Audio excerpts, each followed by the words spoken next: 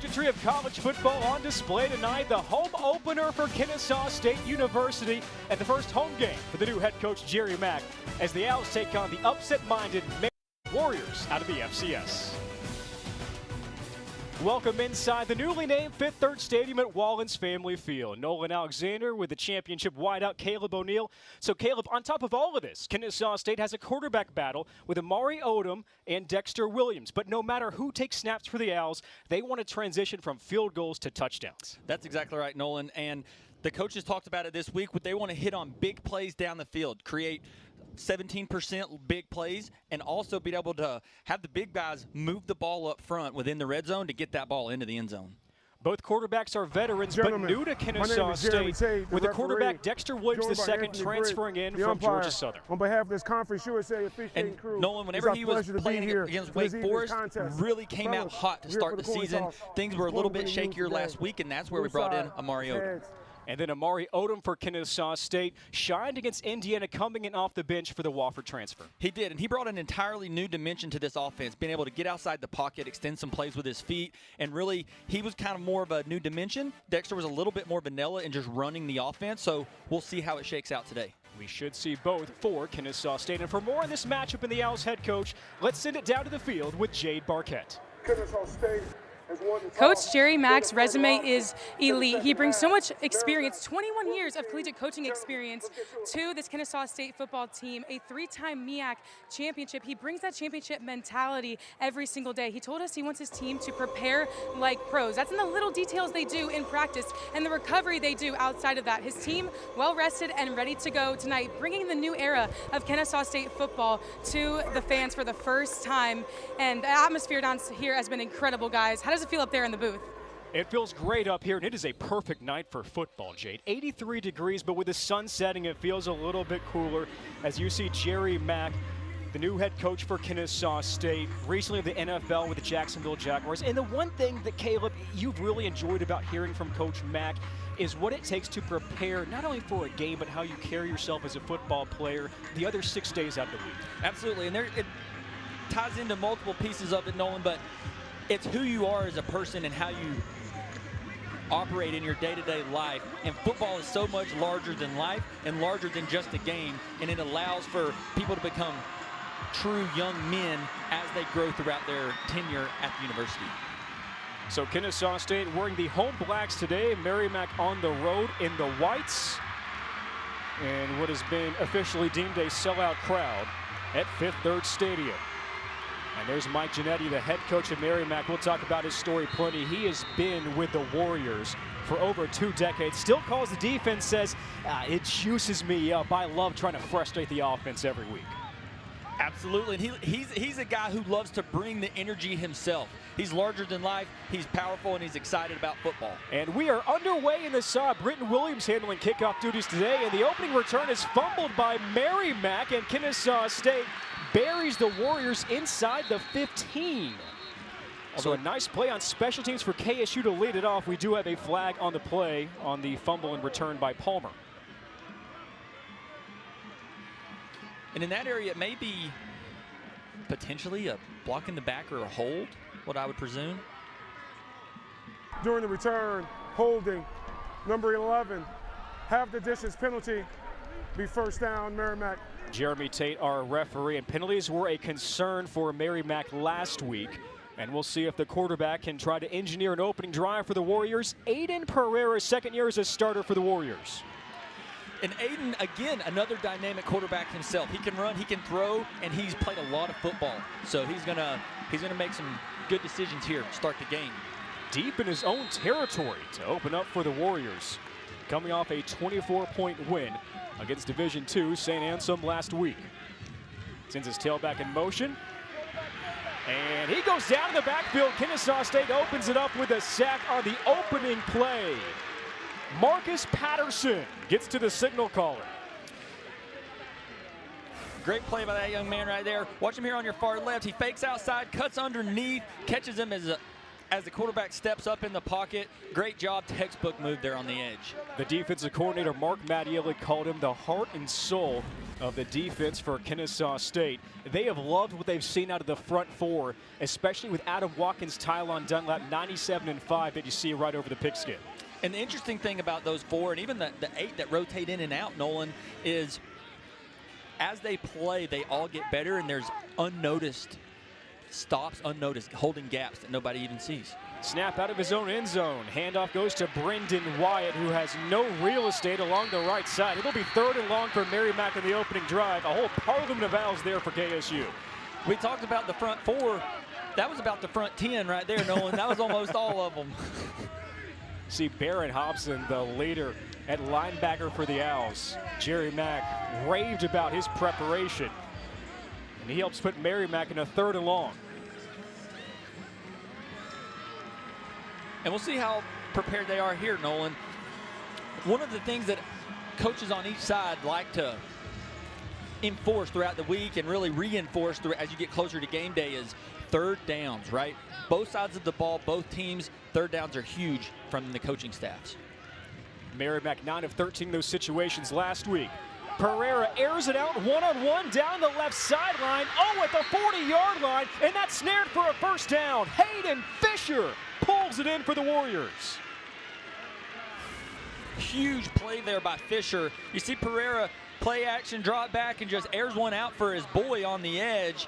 An absolutely great job by that young man coming back to the football, high pointing it, and getting down, picking up the 1st down in a huge game. They went to Fisher early last week, had 2 receptions on Merrimack's opening drive. And the home win for the Warriors. Those were his first catches in 2 years. And here he is picking up a 3rd and 15 for Merrimack all the way out to the Warriors' own 38. You know the age-old saying, Nolan, big-time players make big-time plays in big-time moments, and that was one right there. 3rd and long, deep in your own territory, opening drive. Can they give the Warriors some momentum on offense? Pereira with a quarterback run goes for a couple up the middle. Donovan Westmoreland there for Kennesaw State. Player that Owl fans are happy to see healthy this year after missing last year with injury. And Pereira was a little excited on that one there. He faked the pitch and got upfield before he could allow his pulling guard to get in front of him and lead block. He had a good hole there and a good opportunity, but beat the block and got tackled there for a short gain. So a 2nd and 9 for the Warriors. Averaging 24 points a game through their first 2 contests. They led in the 4th quarter at Kent State in the opener, but dropped the contest as Wyatt takes the handoff, searching for the left side, and it's the cornerback Jericho Washington leading the charge for the Owls.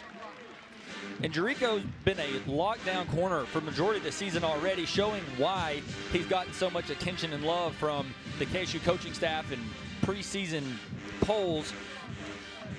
Completely sniffs that one out and creating another 3rd and long. 3rd and 9 here for the Warriors. And substitutions for Merrimack. Out goes Wyatt, the tailback. In comes DeMarcus McElroy. They're going to call it 3rd and 7.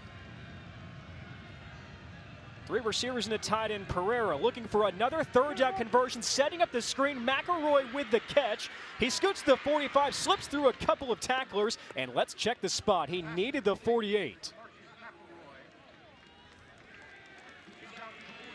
And he gets a 1st down. He gets the 49. So how about that, Caleb? Back-to-back 3rd down pickups on 3rd and long for the Warriors. Well, they're already dipping in their bag, Nolan. You pull out a screen on 3rd and long, you're going all in on your chips there. And even on the one-on-one 50-50 ball, you normally throw that to a 6'3", 6'4" guy, and they threw it to a 6'2" guy. And Nolan, the Merrimack coaching staff are coming here to win today. Ainsley Rosenbaum, the offensive coordinator, works with the quarterbacks as well. So Pereira and the Warriors, a couple of 3rd down pickups in the opening drive for Merrimack. Ty Yoakum, the tight end in motion. They set up the reverse. Looking for the edge on the far side, inside KSU territory. The 45, we do have a flag down. Taiwan Christopher there for Kennesaw State on a nice little scoot to Keyshawn Brown. And there is a Warrior down in the play as well. Holding, offense, number 11. 10-yard penalty, 1st down.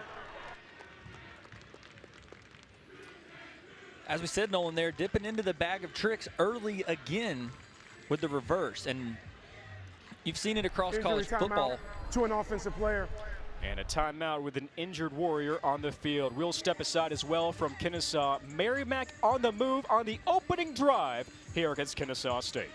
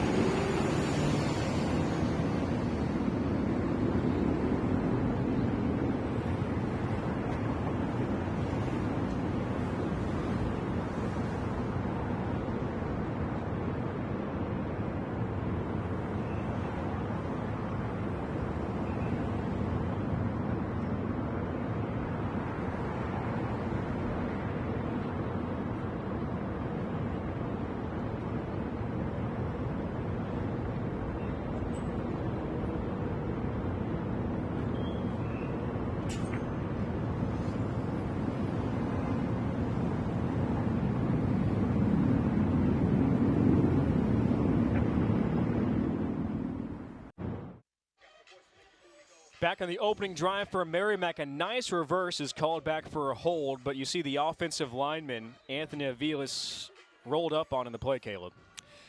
Nolan just putting in a lot of effort, getting downfield, doing his job. Downfield, as we heard their coaches talk about this week, just do your job.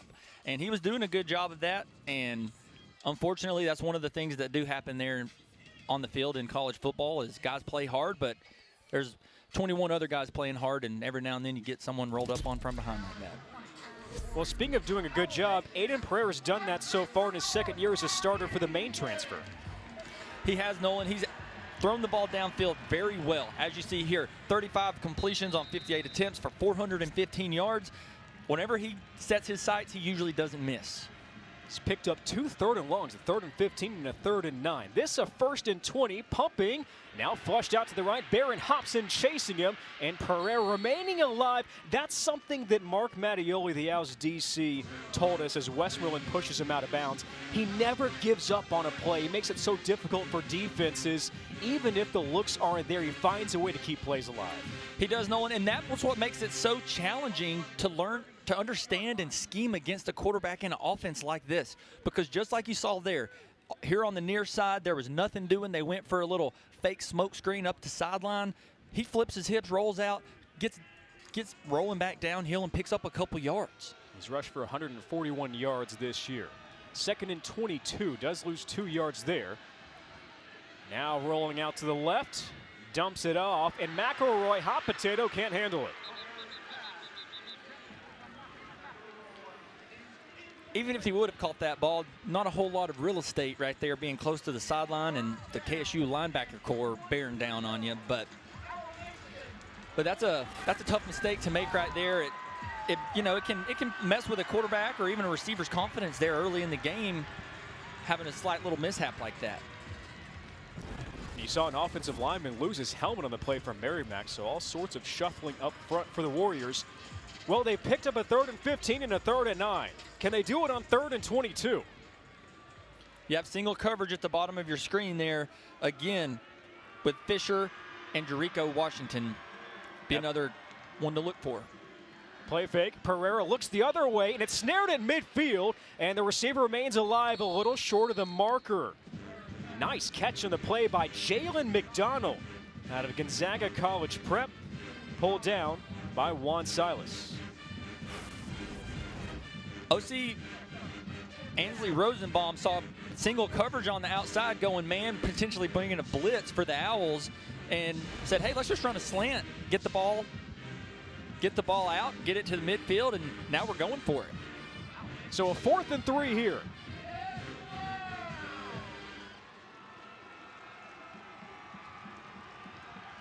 Merrimack, 0 of 1 on 4th downs this year. KSU defense, 2 of 3. A 4th and 3. Pereira climbs forward in the pocket, pumps, Pereira tucks, and he won't get there. He's taken down to the line of scrimmage as Kennesaw State holds defensively.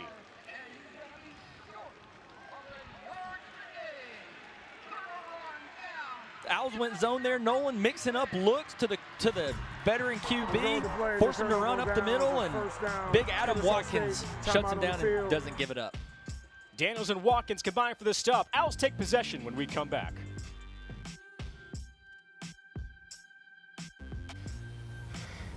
Moving the whole world forward starts by pushing yourself.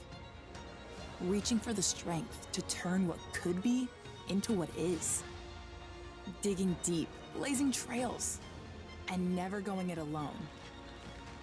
It's who we are, and it's what keeps us all rising.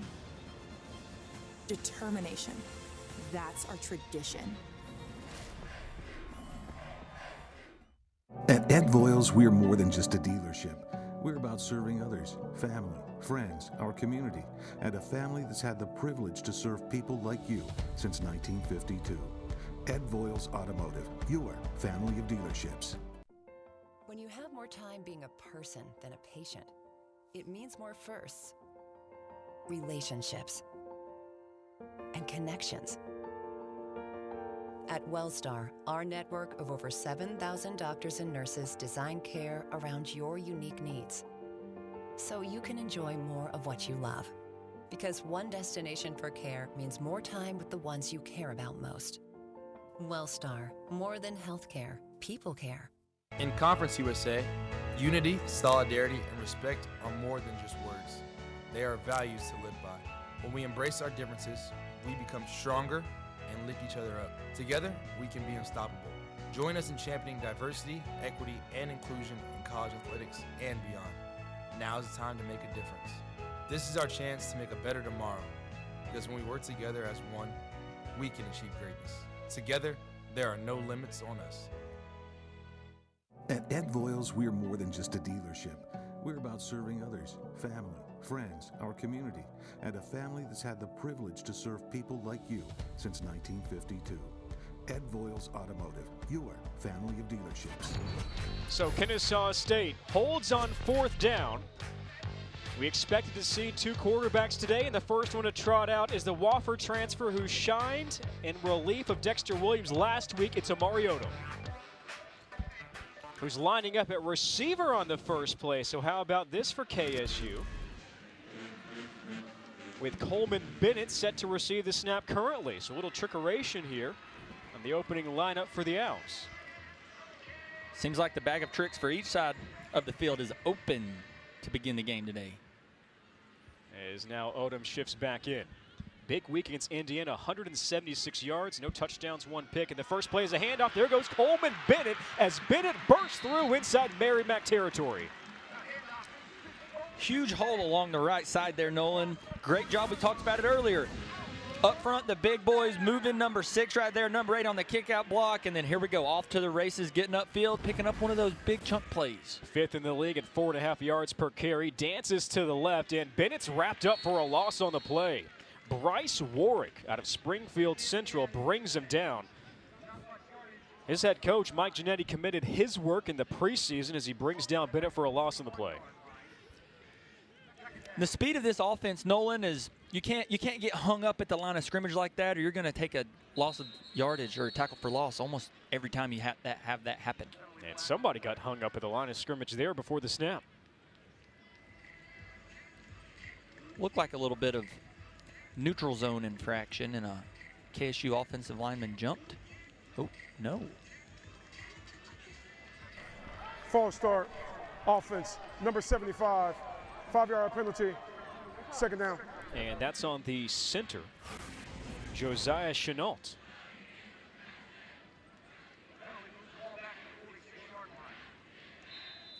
Didn't cross the line, Nolan. Never got into the neutral zone. You teach it all week. Guys cross over, jump up, make a move, reach out and touch them. But one main part, they've got to cross into the neutral zone. Gabe Binyard in motion. Odom rolling, surveying, and Odom tucks and dances out near the 40. Nowhere to go there. Blanket coverage on the back end for Merrimack's defense. So what does he do, Nolan? We talked about it earlier as well. Tuck the ball and pick up a couple with his feet. It's an early third down for Odom and the Owls. 34% on the year. Merrimack, top 35 in the FCS, just under 36%.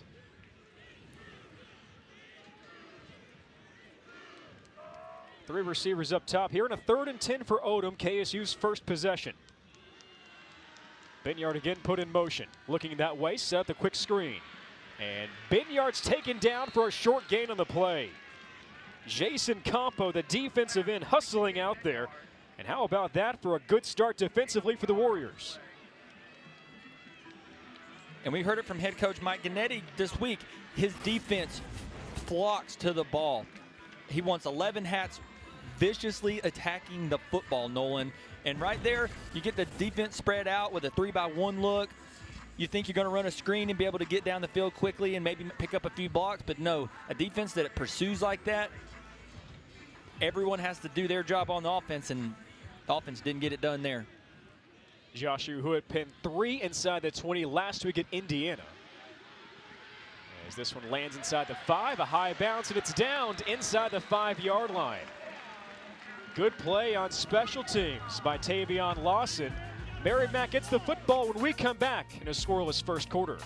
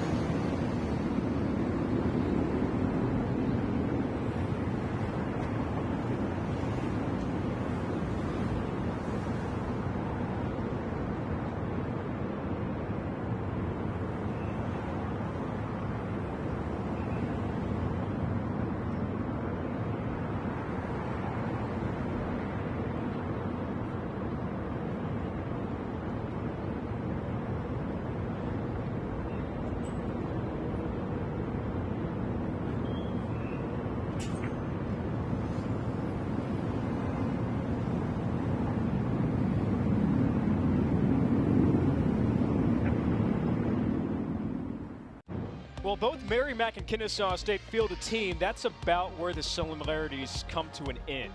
Kennesaw State, founded in '63, now over 50,000 students. Merrimack with an enrollment just under 4,200. Heck, there were almost that many freshmen running on the field for Kennesaw State pregame. Warriors have been playing football for about 30 years. This the 11th season of on-field competition for the Owls. Charlie Day, if you like Always Sunny in Philadelphia, and he voiced Luigi in Super Mario Bros. Carl Yastrzemski actually got a degree from Merrimack. It depends on who you want to believe about Ryan Seacrest for the Owls, right? It's out there. It's maybe out not. there. Maybe not. And of course, Braun Breaker, a former football star in the gridiron for KSU. Don't want to wrestle him. I'd rather take on Ryan Seacrest. Any day of the week, Nolan. So for the second time in the first quarter, Aiden Pereira takes a shotgun snap in his own end zone. Merrimack with a 3-and-out defensively. Now the football for the second time. It's a Pereira run up the middle in the teeth of the Al defense. Clamps down on the Warrior QB. The whole left side there, Nolan, just collapsed the whole offensive line. Did you see it just boom? 4 guys flying into the backfield, making the tackle. We'll see if they can't keep dipping in that bag of tricks still backed up here in their own end zone. Hard collision from the defensive end, Ugana Waha. Placed on scholarship in the offseason for KSU. And that's always the thing that is so exciting about college football is when players like Ugana get a scholarship and earn a scholarship. Something we always like to talk about. You know a thing or two about that. 2nd and long. Pereira dropping deep in his own end zone. Now he takes a deep shot. One-on-one coverage. Receiver beat his man, but slightly overthrown, looking for Austin Palmer. Cody Jones in coverage for KSU. No tricks there, Nolan. Just a straight deep post route. Beat the cornerback, beat the outside linebacker. Got a good favorable matchup on the outside. Sets up in the pocket. Good protection. Just about a foot too far of a throw. It's a tough catch to make leaning back like that, but one you got to have in a moment like that. Would have been the longest pass of his career, but Pereira's got a cannon back there. 3rd and 11 for the Warriors from their own 2. Yoakum, the tight end, checks back in. He's number 40, set off the right tackle. 3 receivers up top for the Warriors. Pereira fakes the pitch, finds some room, bounces outside. Pereira, first down and more. There goes the Warrior quarterback, slung out of bounds at the 30-yard line by Alexander Ford. Pereira getting outside the tackles. The fake pitch, QB power again. You see Yoakum come across, lead block there on Barron Hobson. And Pereira turns the corner. They had 3 receivers on the far side, none on the near side. That's what we like to call a formation. You're formationing the defense, and you see a vulnerability there, and you take it. And that was a great run by Pereira there. 26-yard rush. One off his season high, and how about that? The third down conversion for the Warriors of Merrimack in the opening drive. Pardon me, opening quarter. This the second drive for Merrimack, a 2 tight end set. And jet sweep out to the far side. Hayden Fisher gets to the 30 and maybe a little bit more. And the Owls had a chance there to get him in the backfield. Right here, as Garland Binyard just shoots upfield and barely misses him. And Nolan, everyone on this Merrimack offense doesn't give up right there. You see Fisher fighting for an extra half a yard at the end, put his head down and let the players play. And how many times did we hear that from Merrimack's head coach Mike Gannetti? Compete. All about competition this week on the road at Kennesaw State. Merrimack playing its 2nd FBS game of the season, 5th all time. Pereira, quick pass. It's snared in the first catch of the day for Seth Schweitzer. Forward motion stopped and no fumble there, but that was another thing we heard from the KSU coaches, Nolan, was forcing turnovers, stripping the ball, punching balls out. It's a huge focus this week for the Owls defense of getting a turnover and a quick change of plays. There's the head coach for the Warriors in his 2nd season. Came to Merrimack back in 05. He was in the ranks. Linebackers coach, DC, now head coach. And here's another 3rd down for Merrimack. Already 3 conversions here in the first quarter. 2 men in the backfield with Pereira. Hands it off. McElroy squeezes ahead across the 40-yard line for a first down. Another tackle by Barron Hobson. Again, the Warriors convert on 3rd down. they seem to have KSU's number so far in the first quarter on third downs. Because the Owls brought pressure off the edge there. They ran it up the gut. Hey, take what the defense gives you and pick up a first. Merrimack 9 of 13 on third downs last week. 44% on the year entering today.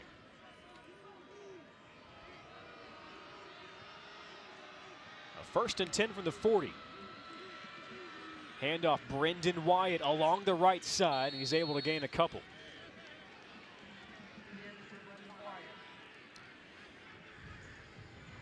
Not a lot there, but we talked about it with the Merrimack coaches again, Nolan, is they're playing with a bit of a chip on their shoulder coming into this game as they're an independent team in the FCS. They're playing an FBS opponent, something Kennesaw State knows all too well and in the previous years. So it's a very common theme is you want to come into an FBS stadium and really show them what you're made of, especially early, set the tone. And this is the formula Merrimack used last week. Held possession 22 minutes in the first half as Pereira fakes the toss and rushes forward to about the 46. So another third down upcoming for Merrimack. Obviously the Warriors comfortable in these third down situations. But as you said, Caleb, every third down conversion, you can see the confidence building for this Warrior squad. Absolutely, and you see it across football, right? You saw it when the Vikings played on Thursday night, I believe it was Thursday night. You had J.J. McCarthy just needed to make one big-time throw to get his confidence back, right? You see Pereira there earlier.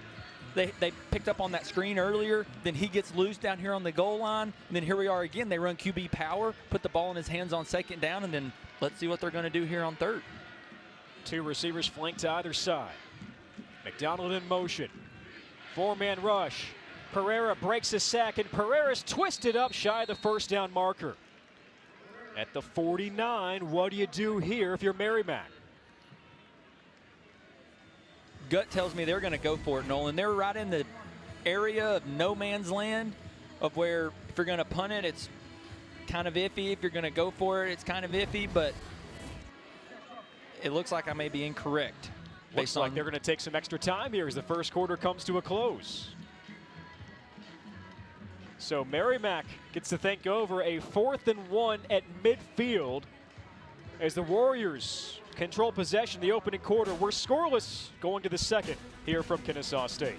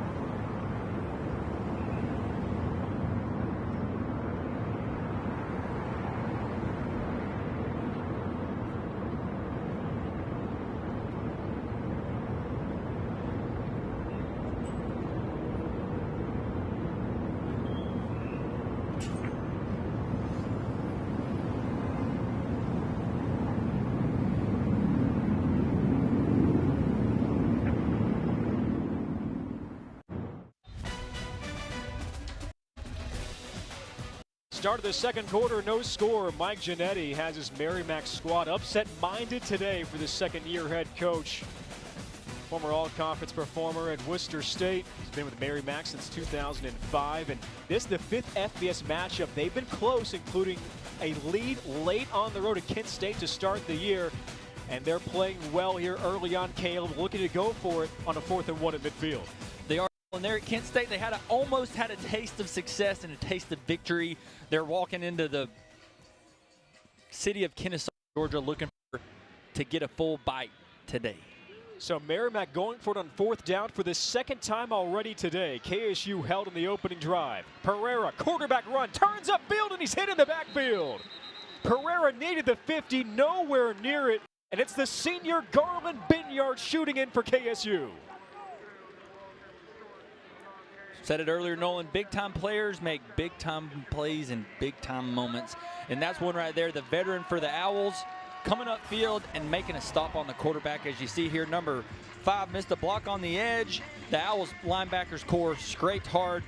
Barron Hobson, Garland Binyard all over the place there.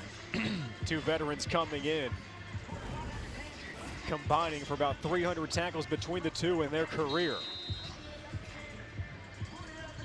Hobson has just been all over the place in the first 3 games for the Owls. Second offensive possession for KSU. Owls went 3 and out as Odom floats it to Gabe Binyard, who turns on the Jets on the right sideline and dances out of bounds. It's a quick hitter there, Nolan, and look for the Owls to go fast here. They're getting on schedule, on pace, and they go quick. Turbo speed for the Owls. Odom with the pocket, airs it out on the right sideline, looking for his receiver. Incomplete. It was Binyard, the intended target. And nice coverage from the strong safety, Nate Palanica. That's a tough ball to catch there. Offense, number 56. 10-yard penalty, 1st down. Unfortunate holding on the offense there, but that's a tough ball to catch, Nolan. Looking back into the sun, as you can see the shadows there, and you can see the sun on the head official there right now, just looking back, ball's out in front of you pretty far, threw it pretty high. As a former wide receiver, that eye black doesn't do a whole lot good there. So that was on Jadarius Lee, the left tackle and FIU transfer. Snap of the knees, Odom slings it. Oh, a dangerous play for Kennesaw State. Incomplete, a bit behind the receiver. Camden Wyatt there for Merrimack. Tykeem Wallace, the intended target. Tykeem on the slant here, and then a good old-fashioned tip drill, but nobody was in the area to make the play. Owls offense got lucky there that couldn't have been a turnover, and turning into another 2nd and long. So 2nd and 20 now for Odom and the Owls. And this is a tough yardage, 2nd and 20, to try to figure out how you want to call. There's not a whole lot of calls on the coach's play sheet for 2nd and 20. Go on the ground, it's Coleman Bennett, the tailback, who takes on 2 Merrimack defenders and is tough to bring down. Bennett gains it to the 38-yard line. 3rd and long upcoming for KSU. Coleman Bennett, he's a guy that runs the ball hard, Nolan. We've seen that watching film over the first few games of the season already. He just runs downhill and gets behind his pads, and he's a tough runner. Said he's starting to resemble his dad more. Donnell Jr. played in the NFL, Kansas City and Washington. Recently saw more clips of him and said, I get where I run from. Starting to look like Dad. Odom under pressure, multiple flags down. Odom throws it up down the middle of the field. It's tipped around, a fight for the football. And Gabe Binyard comes up with it for KSU. Nolan, looked like there may be some flags in the backfield in the area of holding, but that was a phenomenal catch to grab that ball and pull it down. Number 76, 10-yard penalty, 3rd down. Nikola Milovitz, the right tackle, called for the hold. You see the hole on the far right, got him across the chest and turned his body. That's going to get called every time, but here at the end, tip drill all over again, hot potato. You see it tipped up in the air. Who's going to come down with it? I don't know. Gabriel Binyard snags it right out of the air. Great catch by that young man, although it got called back and doesn't go down in the stat sheet. So Binyard, no stats, but a wrestling win against Merrimack. It's 3rd and long for KSU. Shovel it forward. Bennett dancing, and Bennett's tripped up around the 40. Jason Campo, the defensive end, chases him down. And Kennesaw State starting to trot out the special teams unit here on 4th down. And I really like that play call there on 3rd and forever almost. You run a screen, but with the shovel pass, it really, I don't know, I think it's a good mix between a draw and a screen there. A good look and a good opportunity to move the ball, but not all the way. He went to punt for the 2nd time today. Hits it high, lands inside the 10, and is downed once again by Tavion Lawson inside the 5-yard line. So Merrimack pinned back. We're still scoreless now in the 2nd quarter on the at field. Kennesaw State.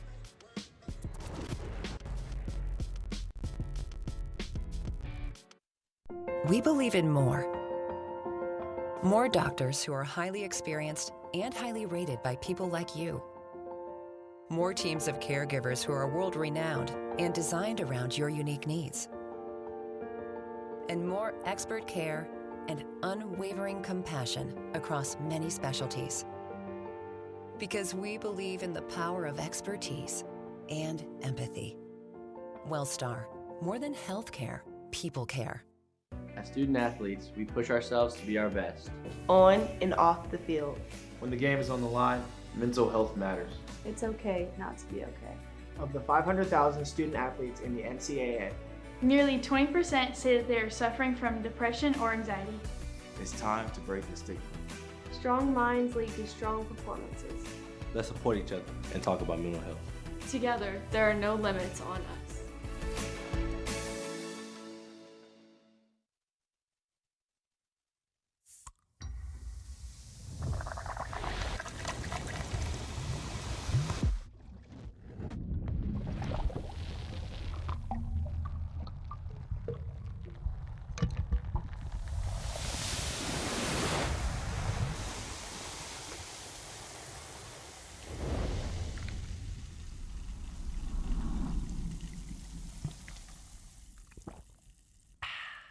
A Fifth Third Better means we give 166.7%. Who's a good boy, Parson? I am good boy. That's right. And why? Because I bank a Fifth Third Better. Wait, what? 5/3 equals 166.7%, so they put 166.7% into everything they do. What is happening?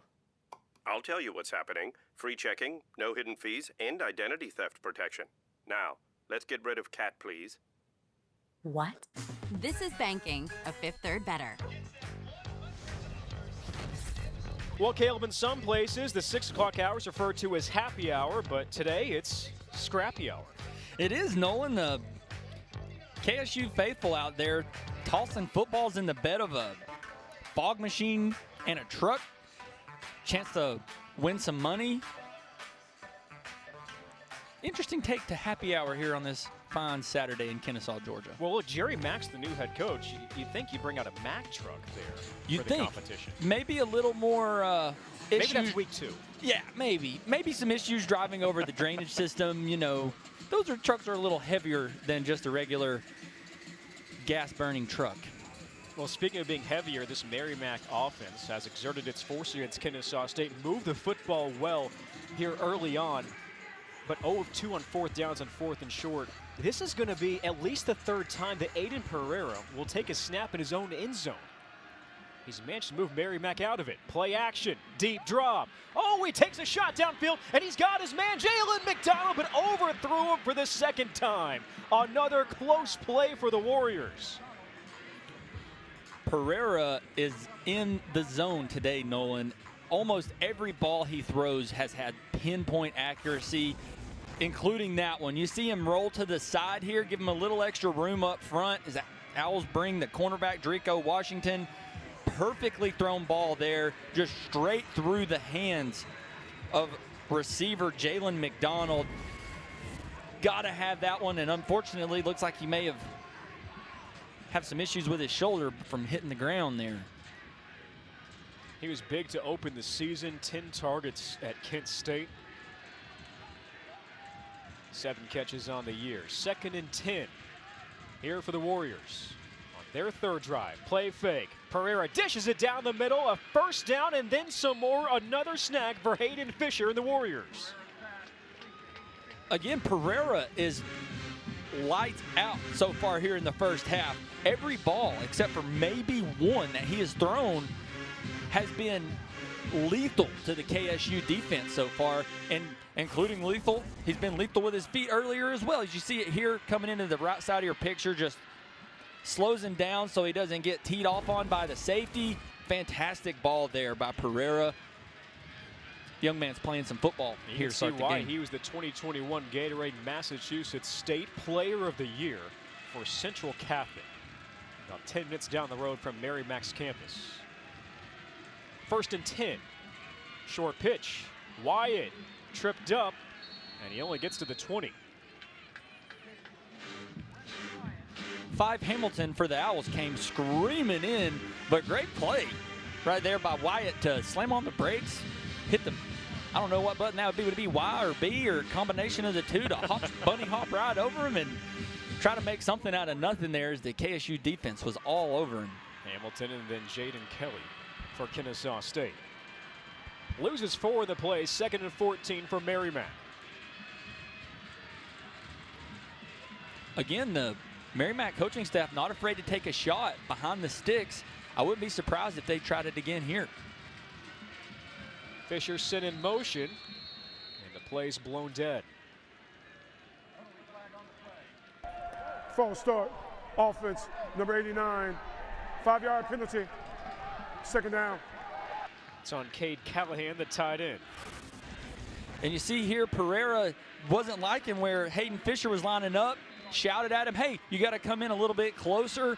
And offensive line, when they hear that energy in the voice of QB really enunciating his words, it's so hard for those guys to hang in there, especially when you're expecting the snap count to come, and you cause those guys to hang too long, everybody gets a little antsy. Callahan, a sophomore, at his first career touchdown catch last week in the opening drive. Palmer in motion. On the ground, and Kennesaw State again with solid rush defense. The running backs haven't been the problem for Kennesaw State's defense. It's been the quarterback. That's exactly right, Nolan. As you see the ball come out late again there after the officials had already blown the play dead. We're in that inside zone, and the KSU defense, like you said, shutting down the run from the running back group, but you let Pereira get loose or let him have a little bit of time in the backfield. He's been the most dangerous man to this KSU defense so far. There's Odom, the quarterback for the Owls, trying to get back on the field after the tackle by A.J. Miller. 3rd and long here for Merrimack. Nolan, here already, Merrimack has held the football for majority of this game. And they did that last week, 22 minutes in the opening half. Pereira feeling some heat. He escapes forward. He pumps. Pereira takes off, gets past another defender. He's at the 25. Pereira still alive down the left sideline, and he spins for a first down. Slippery, then speedy for Aiden Pereira and the Warriors. Here we go again. I just said it. Let him have time in the backfield or let him get outside the tackles, and here you go. Whoop, right beside Jaden Barron, takes it to the outside. Got guys diving, missing, and he finally gets brought down out past the first down marker. Great job by that QB. Pereira started his career at Maine. Redshirted his first year, limited action year 2. Became the starter off the bench last year, had great numbers. Full-time starter this year, more of a leader in the offseason. He throws off the back foot and just lofts it out of bounds. And that's a veteran QB play right there, Nolan. You roll out, you have pressure, you step up, you look out there and there's nothing doing. Get rid of the ball, live to fight another down. He's showing how much ball he's played and how well he can manage a game. And we talked to some Merrimack staff members earlier today, Nolan, and even Coach Gannetti talked about it as well. They seem to find a lot of diamonds in the rough and guys that don't get a lot of national attention, especially from the northeastern United States. Jerry Mack, head coach for the Owls, looking on here. We are scoreless in the second quarter. Game 3 for each of these teams in the home opener for Kennesaw State. Callahan, the tight end, sent in motion. 3 receivers to the short side of the field. Pereira looking to pass. He's got a lot of time. Pereira dancing. Surveying, fires on the run, tipped, almost intercepted, almost had a big man pick for Rod Daniels, drifting back in coverage. Say it all the time, Nolan. That's why he plays defense. But that was a great play by that young man. You know, he showed off the edge, backed up, went into coverage, did his job, right? He feathered back into the curl flats and just kept going as a quarterback moved, just barely couldn't hang on to it. And Jericho Washington was bearing down as well. It might have been better for the Merrimack offense that ball got tipped and hit the deck rather than carrying all the way to the wide receiver. Daniels, one of the players Mattioli noted for a good week of practice for the Liberty transfer. 3rd and 10 for the Warriors. Another 3rd down. Merrimack 4 of 6 on 3rd downs here in the opening half. And they have been gimmies, a lot of 3rd and longs. Quick pass down the middle and a dangerous play, incomplete. Caleb Offer there for Kennesaw State on the pass intended for Hayden Fisher, and it's 4th down. Offered a guy we haven't talked about much today, Nolan, but he's been crucial to the KSU defense in the last few weeks. Yeah, really hasn't been targeted as far as the opposing receiver here in the opening half. Offered a great tackler. Mack noted a willing tackler, something you don't see all too often from the cornerback position. And here's Mike Ryan, set to punt for Merrimack the first time today.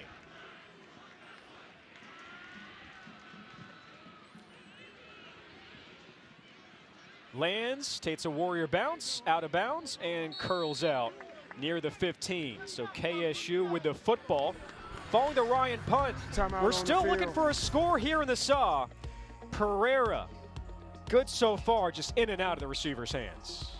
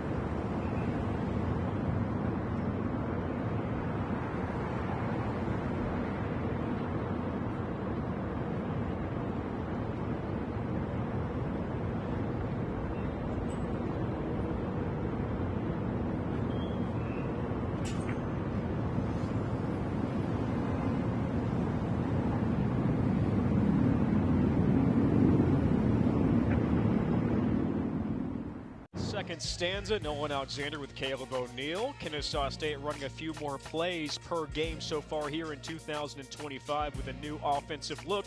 When you're gaining first downs, it can lead to more plays in a quick tempo. When you're not getting first downs, it can lead to a game like this where Merrimack has owned the football for over 17 minutes, Caleb. They have, Nolan, and that's the pick your poison of this offense, Nolan, is you can, if you're scoring quickly, and we saw it as these coaching staff was at Tennessee prior to here, is if you go quick and you're connecting, you can score points fast. But if not, you can get behind real quick. Dexter Williams, the second in at quarterback, sets up a screen to Alexander Diggs. And Diggs is brought down at the 21. Kendall Sims in the tackle for Merrimack. So we see Dexter Williams, the second, who started his career at Indiana. Georgia Southern last year had a huge win against Marshall. Eagles are trailing 23-3. Started the first 2 games for the Owls. Here he is off the bench in game 3 as he hooks up with Gerard Bullock, the tight end. Garrett Roseman Jr., the corner, combining with Rajon Cooper for the Merrimack tackle, and the Owls go quickly here on a 3rd and short. On the handoff, right there at the yard to gain for Diggs. And that one's going to be close, Nolan, and you see it quick here, right? Hurry up, go fast. They don't pick this up, which they're moving the chains now, and they did. That would have been a 3-and-out quick, give the ball back to Merrimack, but fortunate for the Owls, they got the spot there and new set of downs. Diggs picked up 4 third-down conversions in the season opener, Wake Forest. He does so there for KSU. Williams, the second, looking for the home run ball for Lyndon Rivar and overthrows him. And they threw that deep ball a little bit after they let Dexter Williams settle in. It's what I like it, and it's what a lot of coaches do when you sub in a new quarterback. You give them a couple quick throws, let them settle in, get comfortable, go quick with a run game there on the 3rd down, and then here you go, 1st down, new set. Let him air one out, just a little too much oomph on that one. 2nd and 10 now for Kennesaw State. Owls have 61 total yards in this ball game. On the ground once more with a hole. Across the 40, Alexander Diggs moves the chains once again for KSU. And Diggs just digging into the back half of this Merrimack defense. If you give that man a hole to run through, he hits it full speed, as you can see it there. Play action. Williams looking for Binyard inside the 20, and he's got him. Oh, he dropped the football in and out of his hands. And again, it's Nate Palanika in coverage for Merrimack.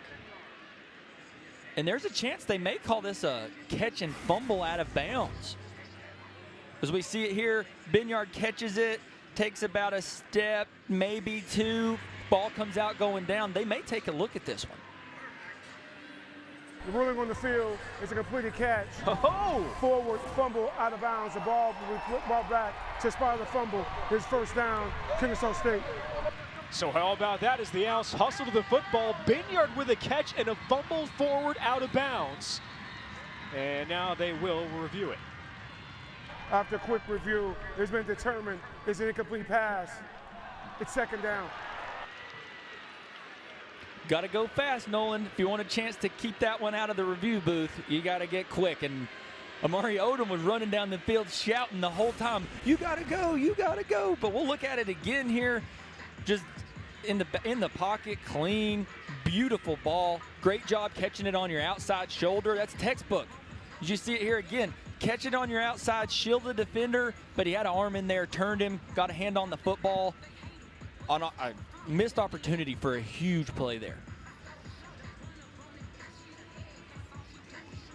Binyard entered today 44 yards away from 1,000 receiving yards in his career. For the Ocilla, Georgia native, there's Jerry Mack, first year as the head coach for the Owls.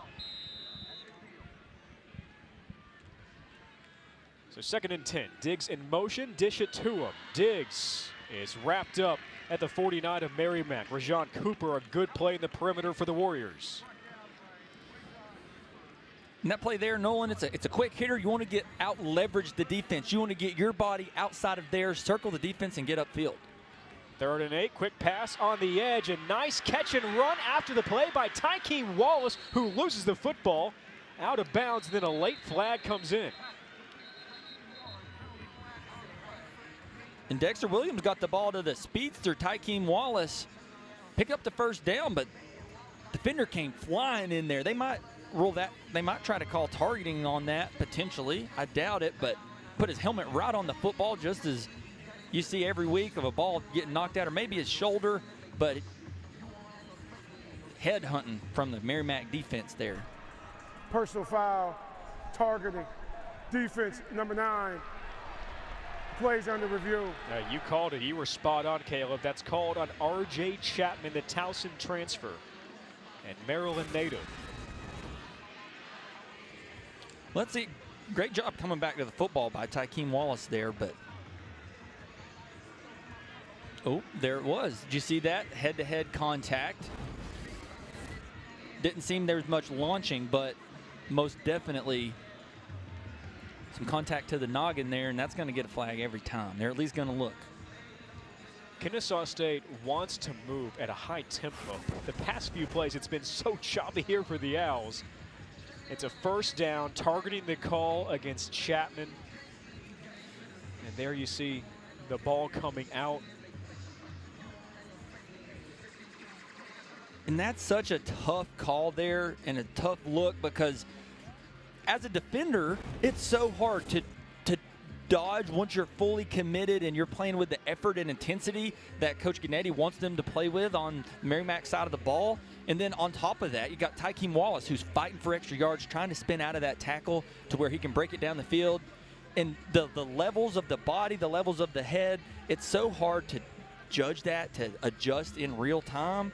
And it's such a tough way just a tough situation over there on the other sideline. But again, Tykeem Wallace, that's a tough to hold on to the football when you got a guy attacking you that hard. There is no targeting on the play. The ruling on the field is a completed catch with a fumble that went backwards out of bounds at the line of game. It is first down, Kennesaw State. So it is a fumble, and for Kennesaw State, it bounced short enough on the fumble to still be enough for a first down. Fortunate for the Owls there, and fortunate for the Merrimack Warriors that was not called targeting. There was some contact, but I guess they didn't rule it as malicious launching or leading with the crown. It was more of a glancing blow off the side of the helmet. Diggs in the backfield with Dexter Williams the second. Wallison in motion, another flag. False start, offense, number 75. 5-yard penalty, first down. And the second time a false start has been called on KSU center, Josiah Chenault. There was a lot of movement from the Merrimack defense. As we'll see here, we had a safety screaming down, looked like he might have been coming off the edge. And I don't really know if I see it there, Nolan. It didn't look like maybe his body moved before the ball was snapped. This an area Kennesaw State felt better at against Indiana compared to week 1 is penalties. Back the other way with Diggs, the tailback, bounces off a tackler, and Diggs shuttles down to the 38. Frazier on the stop for Merrimack. I like the play call there, Nolan. You've been throwing the ball a lot since you brought Dexter Williams into the game. You run a rollout counter with the running back Diggs there, who's been running the ball tough. He's made a couple guys miss and picked up some extra yardage, so gets you back in second manageable. Fourth carry for Diggs. Dexter Williams the second up the middle, and he's slung forward by Bryce Wark, the defensive lineman. And it'll be third and short for KSU. QB draw, catch defense off guard, third and short. Handoff, Diggs spinning forward, and Diggs with another third down conversion for the Owls. The Owl staff really seemed to be in rhythm here. Even though they got behind the chains a little bit, they're back on schedule. Play fake. Williams fires a dart. It's caught at the 15-yard line, maintains his feet, and Christian Moss has a first and goal for the Owls. That's what we like to call yak right there, Nolan. That was some great yards after catch and yards after contact as he ran a slant route and hit him in the open window. Quarterback keeper Dexter Williams the second walks it in for Kennesaw State.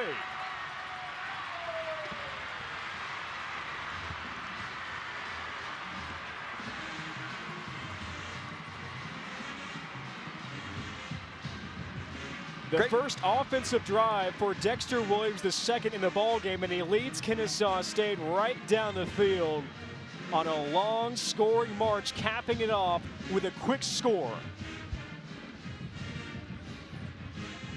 Dexter Williams using his legs there, takes it right off the edge. The Owls were in sync and in schedule there.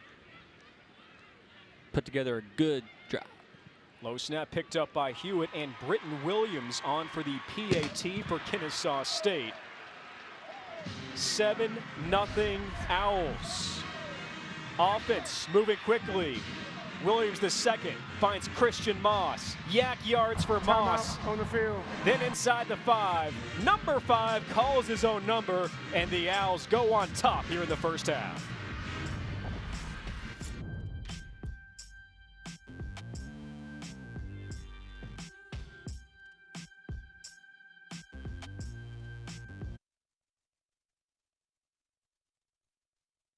I'm consumer investigator Dale Cardwell. I've done the research. Honest plumbing service begins with Superior Plumbing. Come on in. For emergency repairs, upgrades, and ongoing maintenance, Superior Plumbing delivers reliable service at a fair price. When you're in a panic and you need to call somebody, we call Superior Plumbing. Great, thank you. That's a relief. Plus, it's all backed by my Make It Right guarantee.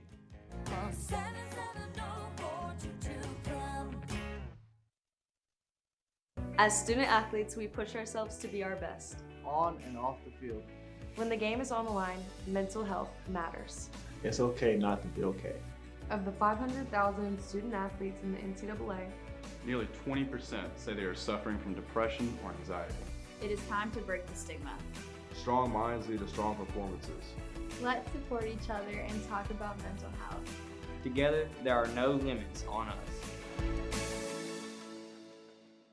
A fifth third better means we give 166.7%. Who's a good boy, Parson? I am good boy. That's right. And why? Because I bank a fifth third better. Wait, what? 5/3 equals 166.7%, so they put 166.7% into everything they do. Okay, what is happening? I'll tell you what's happening. Free checking, no hidden fees, and identity theft protection. Now, let's get rid of Cat, please. What? This is banking a fifth third better. At Georgia Natural Gas, we know there's strength in numbers, like 500 million. Through Greener Life, we've removed 500 million pounds of carbon from the atmosphere in only 5 years. To celebrate, we're making Greener Life even greener. G&G is committed to certified low-emissions gas. Now all Greener Life customers get the benefit of reducing their carbon footprint at home and where the gas is produced. There's never been a better time to join Greener Life. And we're back, and don't blink. This is how quickly the offense moves for Kennesaw State as the Owls score for the first time today, Caleb. It is, Nolan, and talked about earlier, happy hour. You barely have time to take a sip of your drink between plays before the Owls are already lined up and ready to go again. So this is not sped up. This is the exact sequence. Williams II to Moss, and then Dexter Williams II 4 yards out, caps a 13-play, 85-yard drive for Kennesaw State.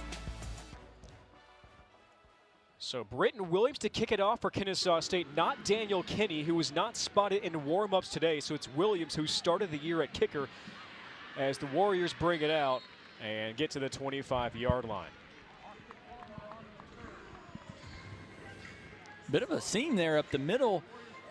Had a chance there to really maybe do some damage, but a good tackle stops him short. So the Warriors have moved the football well today. 127 total yards. But 0 for 2 on a couple of 4th and shorts, and most recently forced to punt on a 4th and 10 from its own territory as Jerry Mack looks on. And you'd be gotta assume that Coach Mack is proud of his defense for keeping them out of the end zone this far. Although they may have third down conversions, not as happy. Yeah, Merrimack 4 of 7 on third downs today. Wyatt takes the handoff through the middle, and he's bounced around as he gains about 3 on the play.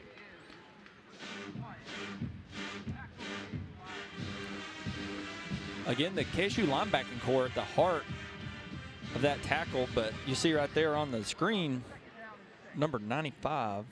Ebenezer DeBua.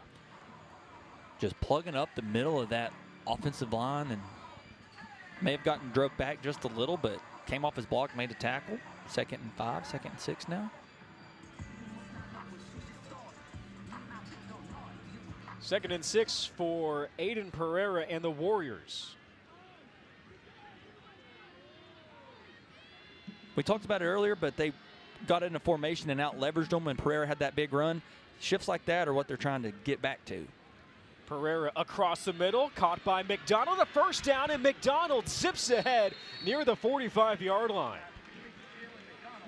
And McDonald moving his shoulders around, making sure he's still good after he got hurt on that catch earlier. But McDonald comes from the far left side of your screen, turns upfield, and what they teach a bunch of receivers, you catch the ball, knife, get upfield, get more yardage, and don't take a big hit. He took a little bit of a lick there, but good pickup there by number 4.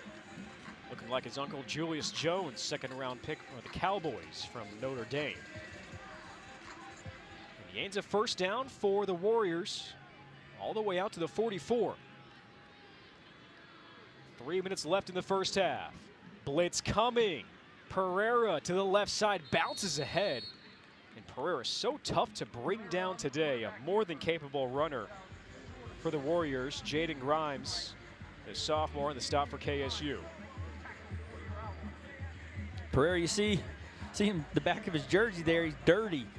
You know, that's the thing that most offensive coordinators and coaches don't like to see, but the Merrimack coaching staff love to utilize him, and we heard from the KSU coaching staff is he just doesn't give up. Again, another tough inside run, getting hit by a big offensive lineman, pops right up and ready for the next play. Leading returning rusher from a season ago. Second year as a starter, approaching the 2-minute timeout. And another flag blowing the play dead. And extracurriculars afterward as well. Looked like Steve Lazama, the left tackle, number 76, might have pulled it out just a little bit early.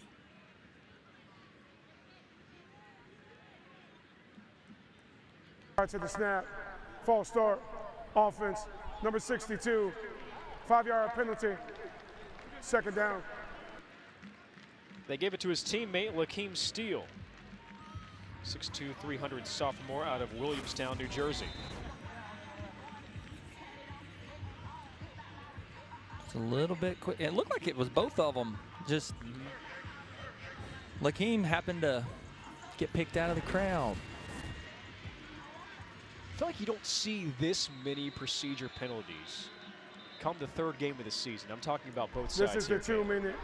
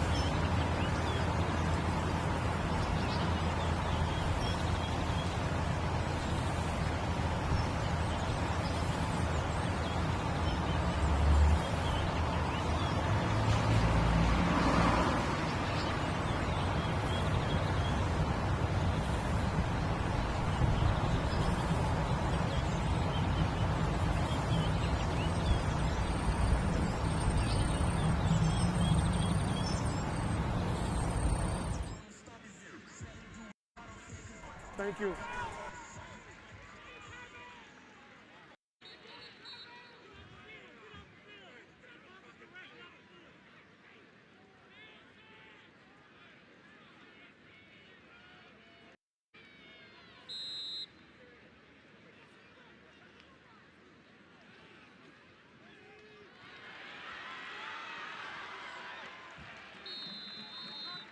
Pass complete to Christian Moss, and an Owls first down.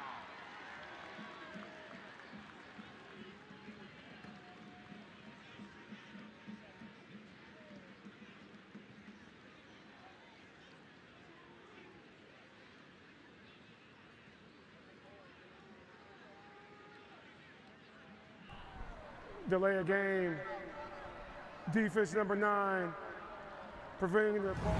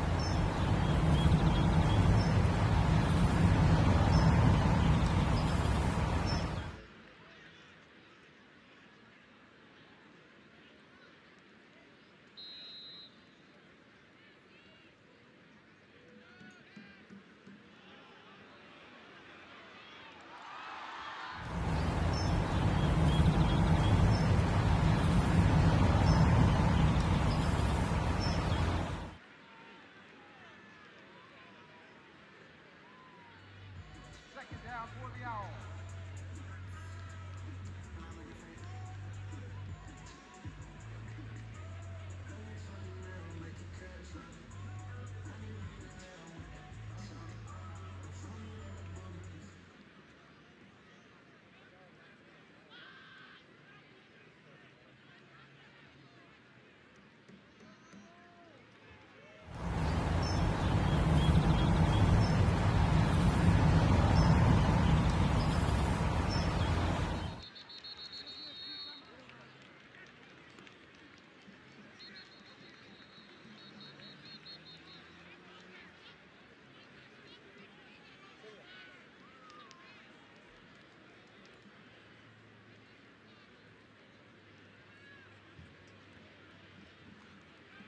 And that's the end of the first half.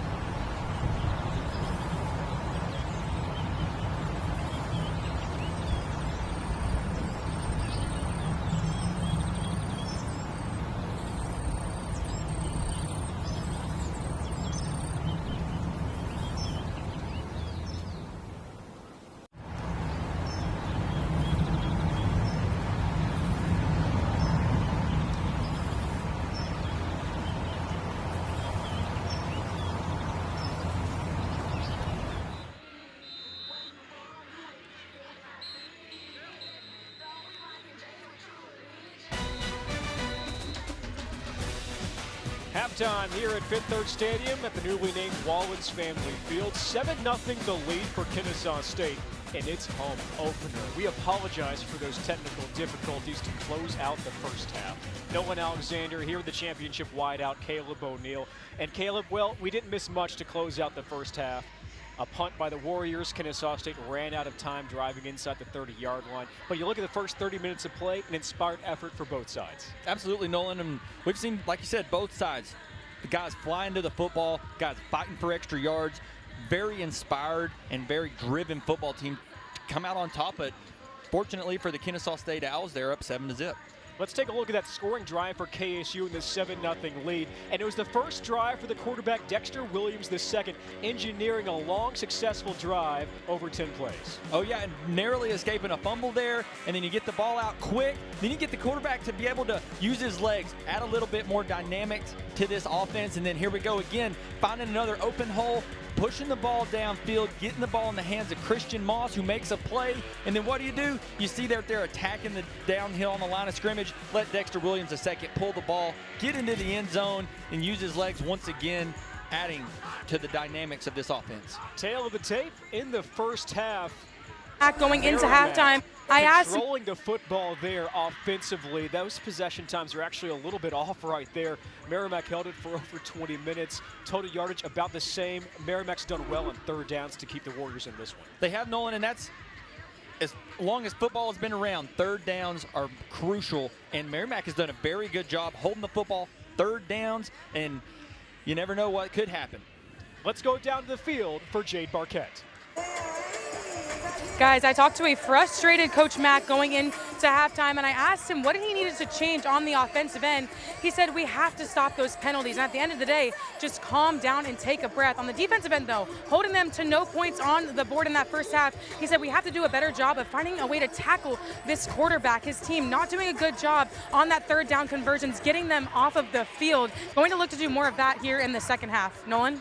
Thank you, Jay. Yes, penalties were a problem for both sides, especially for Kennesaw State. 6 penalties for 45 yards. And Caleb, just so many procedural penalties for the Owls, things that you don't hope happen in Game 3 of the season. Most definitely, and it's fairly atypical of this Owls team, and especially on the offensive side of the ball, and with how quickly they go and how efficient they are in between snaps. But on top of that, with all of the stoppages of play, with all of the delays of game, with all the penalties, you get out of sync and out of rhythm, which can lead to more people having a procedural penalty because things aren't flowing as they normally would. So second half underway in the Saw, and a bouncer down the middle. Picked up by Cody Jones. Jones with acceleration. Cody Jones across the 40-yard line, and he's out of bounds with fantastic starting field position for KSU. Dangerous territory there for Jones to catch that ball on a short hop right at his feet, as you see it here. Oh, right there, he gets it, brings it in, and then that young man turned on the Jets. And there you go, you got his lead blocker out in front of him, and huge momentum swing, flips the field. All you can ask for to come out of the second half. So Amari Odom in at quarterback for the Owls. Kennesaw State, a couple of possessions for Odom to start the ball game, then Dexter Williams II to close out the first half. Interesting move there after Dexter Williams moved the ball relatively well. Yeah, we knew both quarterbacks would play, but not exactly in the sequence here for KSU, as the Owls only get a couple on the ground on first down. Again, they ran that play earlier, and it worked out well for them, you know, picking up a first down, but they're just very short yardage gain on that rollout counter. 2nd and 9, quick pass. Christian Moss unable to pull it in and ruled an incompletion. Gary Rosemont Jr., the quarterback. It's an incomplete pass, 3rd down. There for the Warriors. Yeah, that's a tough ball as a receiver. That ball's coming hot. It's out of the QB's hand fast, and it's low. It's hard to bring that one in, and you saw right there at the end of that clip, Christian Moss has his middle finger taped up. Don't know much about that, but potentially something that could also hinder a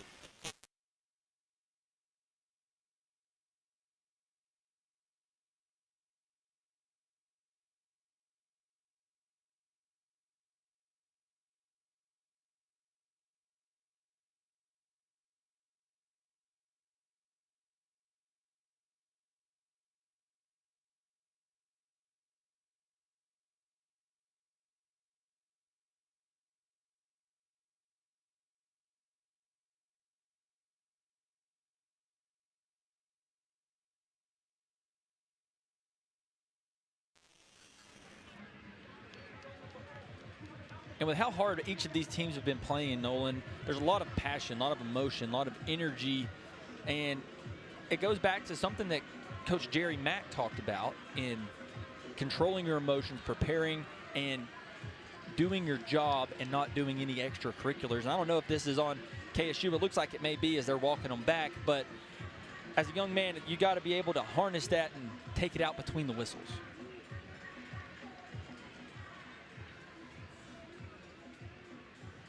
As we wait on the call from our referee, Jeremy Tate.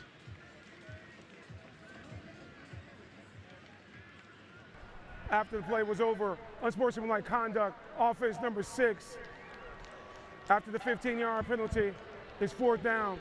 It's number 6, first unsportsmanlike conduct foul of the game. So Christian Moss with the catch, then the penalty.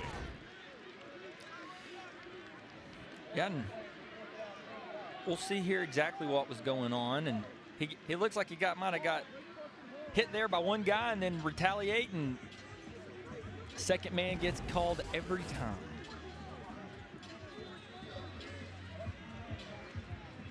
So now Joshua Hewitt in the punting unit on the field for KSU.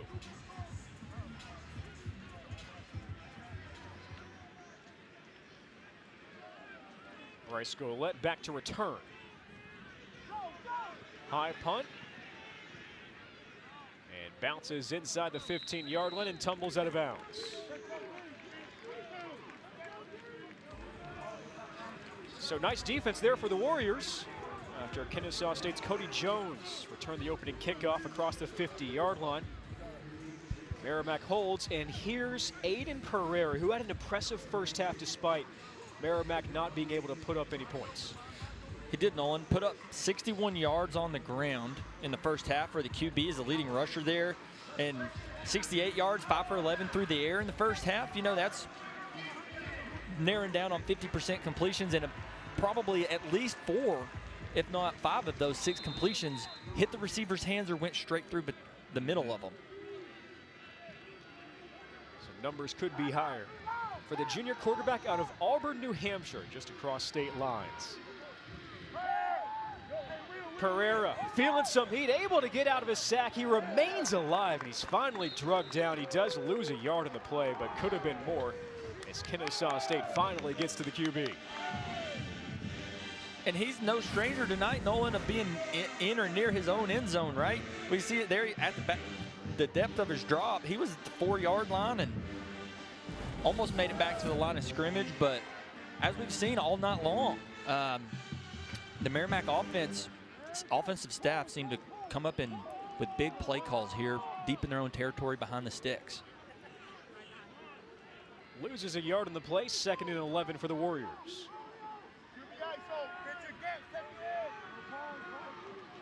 Sends a man in motion. Pereira, pocket breaking down in his own end zone. Flag is down. Heaves one towards the middle of the field. It's caught at the 45 by Jalen McDonald, but there is a flag in the backfield. And that's in the area of a hold, and there's another one over along the sideline on the far side, or about the 17-yard line. Maybe multiple penalties there, but regardless of the penalties, wild effort there by Pereira to get out and get that ball sent downfield to Jalen McDonald to bring that one in.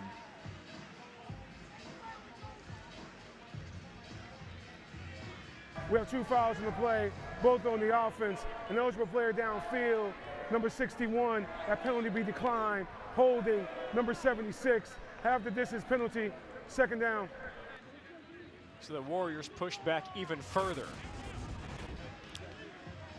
Yep, and there's your hold on the left, right there up the middle, had him across the chest, and then Pereira escaping, and then it's scramble drill. If you're deep, come shallow. If you're shallow, go deep. If you're at the middle, go lateral, and executed it well, but negated by the hold.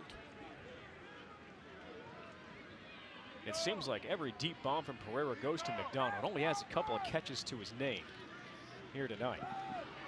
Wyatt tries the stiff arm, breaks one tackle, but not the second. A good play by Marcus Patterson, who had the first tackle of the ballgame. And he forces a 3rd down. And you see here they brought 5. Hamilton off the edge, gets picked up, And then Wyatt bounces it outside, but nothing doing as Marcus Patterson relentlessly pursues from the backside of the defense there. Make a nice tackle for loss. Pursuit was a hot word that we heard when talking about the defensive front for Kennesaw State from its coaching staff in the first 2 games. For sure. And this KSU defensive front, we talked about it to start the game. They have been locked down for the last few weeks. Granted, some different things happened when they played against IU last week, but especially tonight, the run game with the running backs has been pretty much non-existent. Merrimack 4 of 8 on 3rd downs. Pereira, heat from the backside, and he goes down right at the goal line. Jericho Washington Jr., the quarterback, blindsides Pereira, and it's 4th down. And there goes the KSU defense dialing one up here as you see Washington scream all around the corner, reach into strip sack. Nope, but brought him down just outside. And as a quarterback, that clock in your head has got to be going off. Alert, alert, get the ball out. You got to move. And unfortunately there for Pereira, didn't go off quick enough, and Jericho Washington with the sack. Tough place to punt for Mike Ryan and the Warriors. He gets this one off. Gabe Binyard sees it bounce, rolls some more, and turns out of bounds into the Warriors sideline.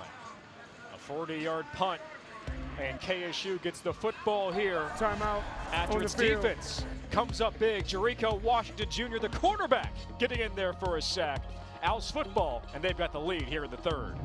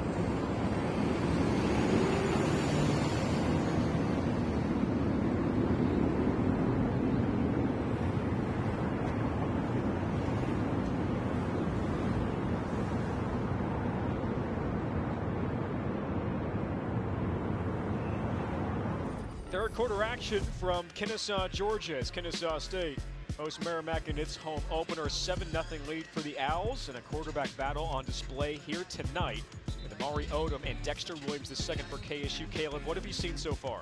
Yeah, and whenever Dexter Williams is in the ballgame, Nolan, the Owls offense has been a little bit different. They moved the ball efficiently, quickly, and granted there they didn't get to stop the clock in time right before the half, but I mean, Dexter Williams II has went 8 for 14 for 74 yards with 101.5 passer rating or quarterback score, and then he also put up 26 yards on the ground. But then Odom has also done fairly well, went 4 for 6 for 32, but with Williams getting the ball in the end zone, he changed the dynamic and made the defense have to change what they were doing, and I think that opened up a couple more opportunities. Second time this half, Kennesaw State starts in plus territory inside the 40 of the Warriors. Run a reverse. Gabe Binyard coming around the right side, breaks the tackle. Binyard to the 30, and he's out of bounds near the 25. I'm not sure who they are, Nolan, but they call the college football world a copycat league, and the Owls did exactly the same play that the Warriors did early in the first quarter. And an injured Warrior in the far side of the field. And That's Camden White, a safety. Boy, Binyard looking like his old self. A slot running back. The ball was and the old spotted flexbone offense for prior KSU to there, Caleb. Defensive player You see going him down here, with an injury. on the snap, Merrimack comes takes in their orbit first charge, motions, takes the timeout of the pitch, half, turns be the 30 corner. seconds. That's very Gabe Binyard-esque right there, the one we got used to a long time ago. But no, Gabe Binyard, good game tonight. He runs hard. He's made a couple really good catches as well. As the Owls huddle up here, you see the numbers, as you alluded to, Caleb, between Amari Odom and Dexter Williams II, and notably the rush touchdown for Williams II, the only score tonight. And one thing I do want to put into context as well that's tough to tell in live action right here is missed assignments too, and how that can affect quarterbacks. That's a specific area offensively this coaching staff had a sharp focus on going into this ballgame, trying to clear up what they call those MAs. It is, and Nolan, every offensive coach ever will tell you each play they call is designed to score. Now, granted, things happen, and that obviously doesn't always happen, but a missed assignment will thwart all of those. Odom on his feet, bounces to about the 22. Nice pursuit there for the Warriors. Again, QB's getting outside the box. It seems to be that is the biggest changer of the game tonight, is allowing these quarterbacks to kind of do their thing and change up looks for offenses and defenses. Odom in the pocket. Caught by Christian Moss, puts on the brakes, and Moss is down at the 15. There's a flag in the backfield. Looks like it potentially maybe a hold in the area of a hold, or personal foul, roughing the passer. Defense, number 0. Half the distance penalty includes an automatic first down. And that's on Sims for the Warrior defense. And looking back on that play, there was a single coverage here on the near side as you see the ball, and Sims really just teed off on him late. But back to the throw, Moss ran a great curl route right there, comes back to the ball, but once you make a decision to go inside, you better get upfield and get down because the cavalry's coming. First and goal for the Owls. Odom throws, caught for a touchdown, Gabe Binyard.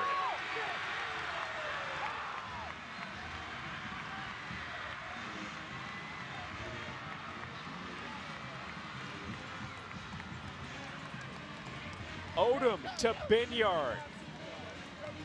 First touchdown hookup for those two as the Owls dance their way to a 2-score lead at home. Great play here. You see Odom, he's looking to throw the ball, doesn't know what to do. And if you see it from that wide angle there, Gabe Binyard on the RPO wasn't open, made a little juke, took off upfield, ad-lib by the QB and wide receiver there. Great play. Britton Williams' PAT is true. So both Odom and Williams II engineer scoring drives for Kennesaw State. But it's Odom. He can run, he can throw, he can dance too. Owls up 14-0 in their home opener.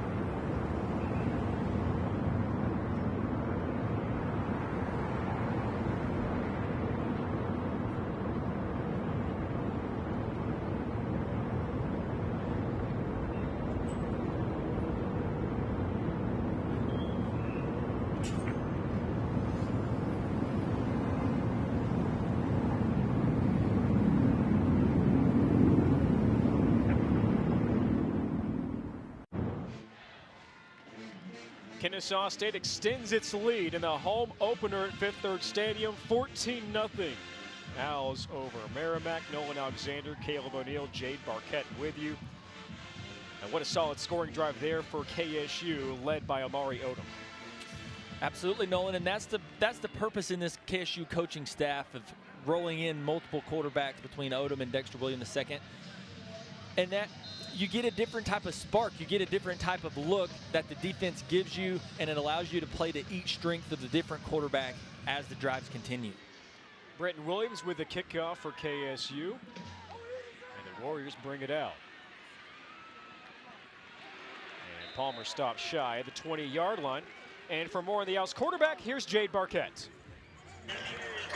Thanks, guys. This quarterback room for Kennesaw State has been so dynamic in the offseason. Coach Mack telling us that both will play. They're both put in positions to execute. Odom and Dexter Williams are presented with new opportunities every week to make an impact. And what will they bring when the lights come on is crucial for this Kennesaw State team. And the lights have come on as the sun has set. The Owls have come awake after halftime. Nolan? Thank you, Jade. It's something Coach Mack told us Thursday was player-led meetings. And he talked about the quarterback room, offensive line. It's happened on both sides of the football, but specifically Please on reset offense. the game clock commending to 9 what the minutes leaders and of 40 the seconds. team 9:40. and the quarterback room have done to help kickstart player-led meetings, just the extra stuff for players coming in, extra walkthroughs, film sessions. Caleb, you know what that's like as a player. I do, and that's where your true chemistry, your understanding of the game, your understanding of how each other thinks comes into play, and it allows you to be more fluid and play as a cohesive unit on Saturdays. Pereira throws on the run, has an open man. A nice attempt on the sideline, but out of bounds. Seth Schweitzer for the Warriors. Just a flood concept there, and Pereira maybe threw it just a touch late. Nolan to keep his receiver in bounds there was Schweitzer, but he was wide open. So a rare miss on an open man for Pereira. A 6', 200-pound junior out of Auburn, New Hampshire. Same hometown as college football Hall of Famer Joe Dudek. Broke Walter Payton's career 100-yard rushing games. Dudek, a member of the College Football Hall of Fame. 2nd and 10, quick pitch. Wyatt spins off of a tackler. Oh, and then he's pummeled down by Tylon Dunlap. Relentless pursuit. Tylon Dunlap embodied it right there, and almost a big-time collision in the backfield. You know, they've gone multiple times to the fake pitch QB counter, but there you go. They give it to him that time. Defense not fooled. 5 guys flying to the football. Patterson almost got him a big one there. Max said, I haven't seen defensive linemen fly to the football like Tylon Dunlap does in my entire career. 3rd and 12 here for the Warriors. And that's a statement from a coach like Jerry Mack. Kudos to that young man. Man in motion, 4 receiver set. 5-man rush, getting to Pereira, and he goes down at the 5-yard line. Another sack for this KSU defense. Elijah Hill, the freshman out of Bryant, Arkansas, taking down Pereira. And credit this to number 10, Ethan Tooks, as he took away the only option that the QB was looking for there. The back half of the defense had it on lockdown, took away number 1 and number 2 reads for the quarterback, which allowed for the sack to get there. It allowed for the pressure. A whole team sack on that one, Nolan. Tommy Dickinson quick to hop up for the Warriors. Good to see him walking off. Especially with the injuries and shuffling we've seen from that Warrior offensive front. And all of a sudden, a Merrimack squad that had picked up 3rd and longs multiple times in the first quarter, Caleb, has been stopped on 3rd downs offensively here in the second half. And Mike Ryan to punt out of his own end zone for the 2nd time here in the 3rd. Seems as if the KSU defense might have made some adjustments at halftime. Gabe Binyard to return, the only punt return for a touchdown in KSU's history. He did that as a freshman against Davidson in the FCS playoffs. And he dances his way to the 30-yard line. Multiple pieces of laundry out of the field.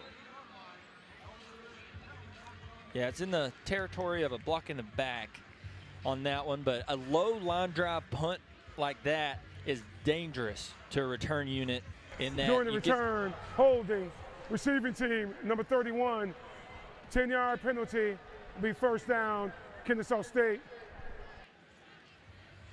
So here's what Kennesaw State did on its last offensive drive. Amari Odom at quarterback, little chickeration out to Gabe Binyard, taking it down to the 25-yard line. Then he finds Christian Moss on a nice hookup. Moss, as you said, Caleb, turns upfield.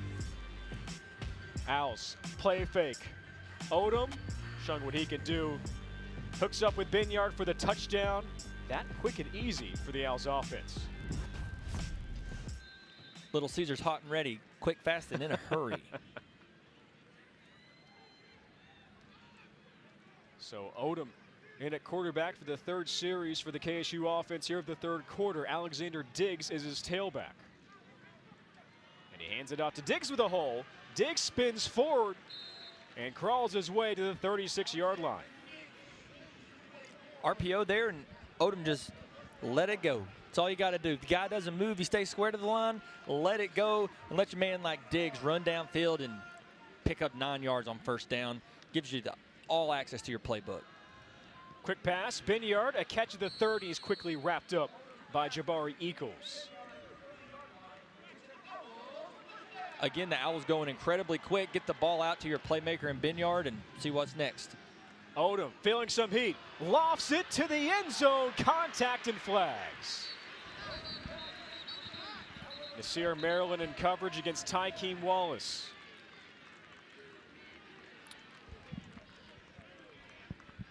Should be defensive, but with how Wallace gave him a shove there, there may be a chance it could be on the offense.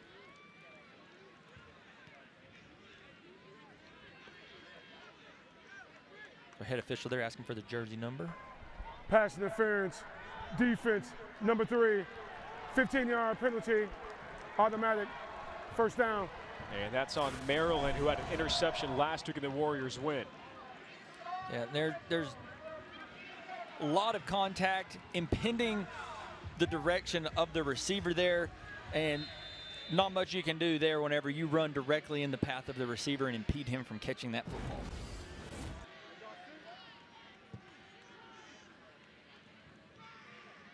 First and 10 for Odom and the Owls from the 15. Clean pocket, quick pass. Lyndon Rivar with the catch. And Rivar marked down just shy of the 10. Kendall Sims on the Warrior tackle. And you see Rivar there, as soon as he catches that ball, has his head on a swivel. Call those hospital balls when you're a wide receiver coming into the middle of the box right there. Catch the ball and find out where the guy's coming from to hit you. Odom, quarterback run, dancing in the pocket. Odom turns to the outside, makes another man miss. Omari Odom spins for the pylon, and the former Hooper jukes his way into the end zone for a KSU touchdown. The result of the play is a touchdown. Injury timeout to a defensive player. I don't know what you'd call that, Nolan. Maybe a double Euro step, 720 crisscross applesauce. I don't know, but either way, Amari Odom, a human joystick right there, making nearly the entire Merrimack defense miss. This is a 12-yard touchdown, but about a 30-yard rush for Amari Odom. I may have counted incorrectly, but I counted 7 defenders within arm's reach of making a tackle there, and he didn't even have a chance of going to the ground. That was fantastic. So 2 scores for Odom here in the third quarter, a pass to Binyard, and a wowing rushing touchdown there. Britton Williams, tonight's kicker for Kennesaw State, with Kinney not spotted in warm-ups, and Williams misses the PAT. With flags down, it has been a choppy and chippy ball game here. Looks like another running into or roughing the kicker with a potential offsides on the defense there. The right side gunner came screaming off the edge and looked like if he might have got an early jump right there, number 2, Gary Roseman Jr., and he ran into the kicking leg. Result of play, try is no good. We have 2 fouls in the play, both on the defense. Offside, number 2, penalties decline.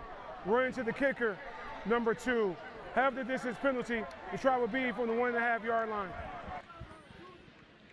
So 2 penalties there on Rosemont Jr., the head start, which led to the running into the kicker foul.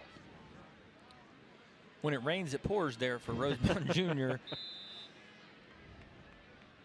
Lucky chance to retry. Clean look there at the PAT in a 21-0 lead for Kennesaw State. Timeout on the field. Amari Odom, already a passing touchdown. Whoop, can't catch me here. 2 outside, hit him with a shimmy, in for 6. 3-score lead for the Owls at Wallens Family Field.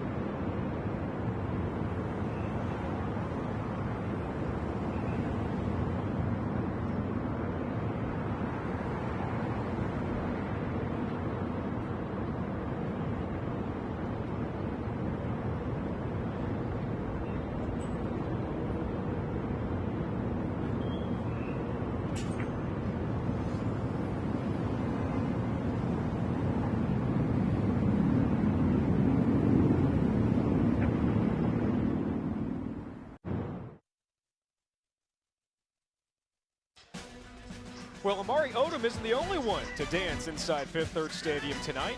What was a 7-0 lead for the Owls in their home opener has turned into a 21-0 lead. Thanks to the arm and legs of Amari Odom, Caleb. Yes, sir. And he showed off the legs there at the end to cap off that last drive. And the Owls really picking up a lot of momentum here in the second half, offensively and defensively, to sort of take over the game and not allowing the Merrimack offense to convert on a lot of those 3rd and longs we saw early in the game. Palmer across the 20 and spun up around the 22.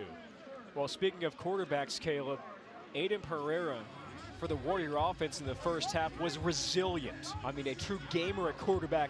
Many great throws, some just a little off on deep bombs where if it hits the receiver in the hands or if the receiver hangs on, that's not a donut in the scoreboard for the Warriors. However, in the second half, they haven't been able to pick up those 3rd downs that they did to the tune of 4 conversions in the first half.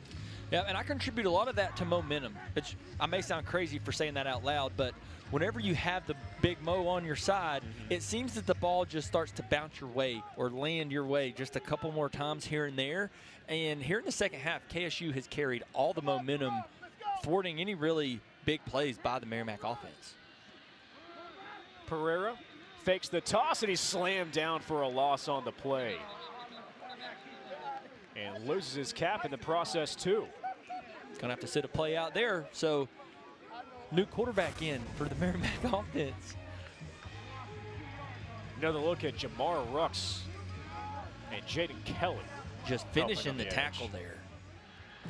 So the backup quarterback is Avion Smith, who's the only passer in Miami of Ohio history to lead the Redhawks in passing and rushing the same season. Most recently, he transfers in from Alabama A&M. On 2nd and long, Smith's pass, a dart caught by McDonald, who turns upfield. McDonald down the right sideline at the 50 and finally pushed out of bounds around the Owls' 45-yard line. Antonio Stevens pushes him out, but Smith comes in, finds McDonald, who turns on the Jets.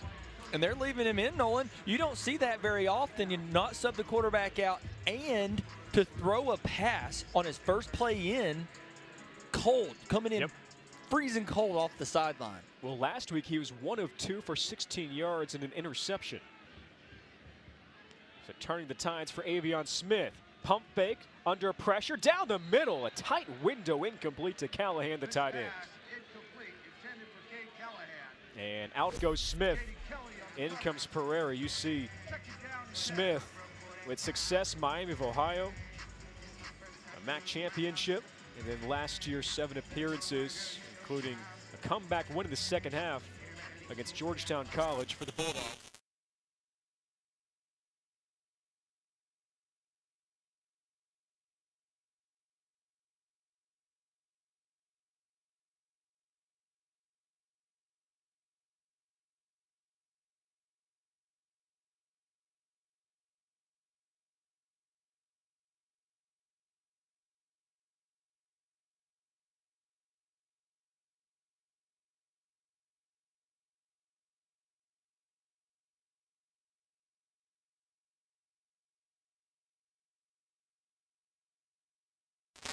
Deflection, and right there, big Jaden Kelly gets his hands up, deflects the ball. Only spent the spring semester with Mike Vick experience at Norfolk State. Before that, an all-conference performer in the SWAC for Arkansas Pine Bluff.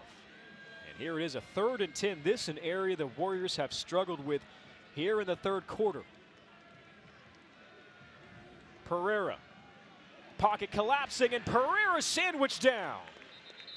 Another flag in the play. As a whole host of Owls get there.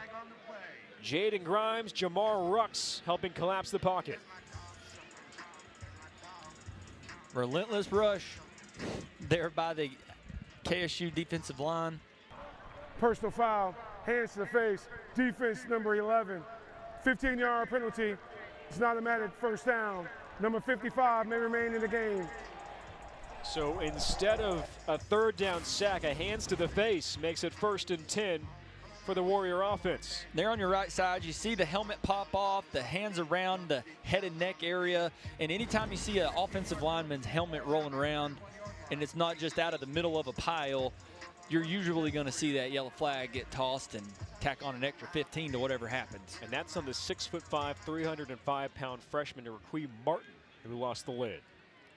1st and 10 at the 31 of Kennesaw State. Handoff. And not much there for DeMarcus McElroy. Ugonna Waha up front for the Owls. Not much running room. A host of Owls there. And you know, whenever a defensive line does their job and does it well, that's what happens. There's nowhere to go for the running back, just no movement, nothing really doing. And going back to that hands to the face, if I had to try to rush against a man that large, I'd be doing whatever I could to try to get to the backfield as well. This is an area Kennesaw State felt a lot better about here in 2025 going in, was the depth up front on the defensive line. As a matter of fact, more subs come in for the Owls. 3 new men up front out of the front 4. Pereira looking for a screen, being chased by A.J. Miller. Pereira keeps the play alive and scoots out of bounds. Pereira looking for some running room. And as a quarterback, you expect the rush to get to you quick on a screen play, right? But I think the KSU defensive line, if you watch right here, got there a little quicker than expected, and he had nowhere to go and just got out, just got going with it, as some of my old football coaches would say. But living to fight another down, we've seen it multiple times today, is Pereira does a really good job of making smart decisions with the football to protect the football, regardless of if that means a 2-yard loss or just throwing the ball out of bounds instead of trying to force it in a window. Subs up front for the Owls, a 3rd and 12 for the Warriors, looking for their first score. Pereira takes the shot, one-on-one ball, and it's incomplete. Offered in coverage for KSU, and a 4th and 12 for Merrimack. And again, pressure up the middle there by, I believe it was Elijah Hill. I may be mistaken, but forcing Pereira to get rid of the ball early, and that's what happens. You know, a receiver's trying to run downfield and get behind the DB, doesn't get his head around quick enough. Pereira went with the back shoulder throw because he had to get rushed and just didn't work out for him. So, oh boy, career long is 45 for Carlton Ty. This is from 50. The former walk-on, high snap. The kick by Ty is no good. And remains a shutout for the Kennesaw State defense. Almost, but not close enough. It was a good kick. It had a little extra spin on it, and I don't know if y'all could hear it, but there wasn't that solid thud you hear when someone really gets a hold of a ball. And he might have caught that ball just a little bit low. That's speculation, but it seems as if that may have been what happened. And another series for Amari Odom at quarterback for the Owls, who's taken Kennesaw State into the end zone on the last 2 drives. Nolan, Coach Mack told us this week, it's a little more of who has the hot hand in game than really anything else, and deciding a lot of who's going to play which series. And he hands it off. Coleman Bennett on the rush. Rajon Cooper there for the Warriors. Haven't seen a ton of Bennett tonight. That's his 5th carry for KSU. 2nd and 6. Owls moving quickly. Bennett once again on the ground, and he's stuffed on the right side. Bryce Ricks, the junior to Gaithersburg, Maryland. Tackle last week comes up with a big one there, forcing a 3rd down. Nowhere to go there with Ricks in the backfield just blowing up that play.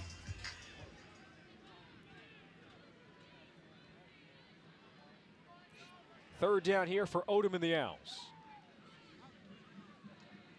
And he dumps it off.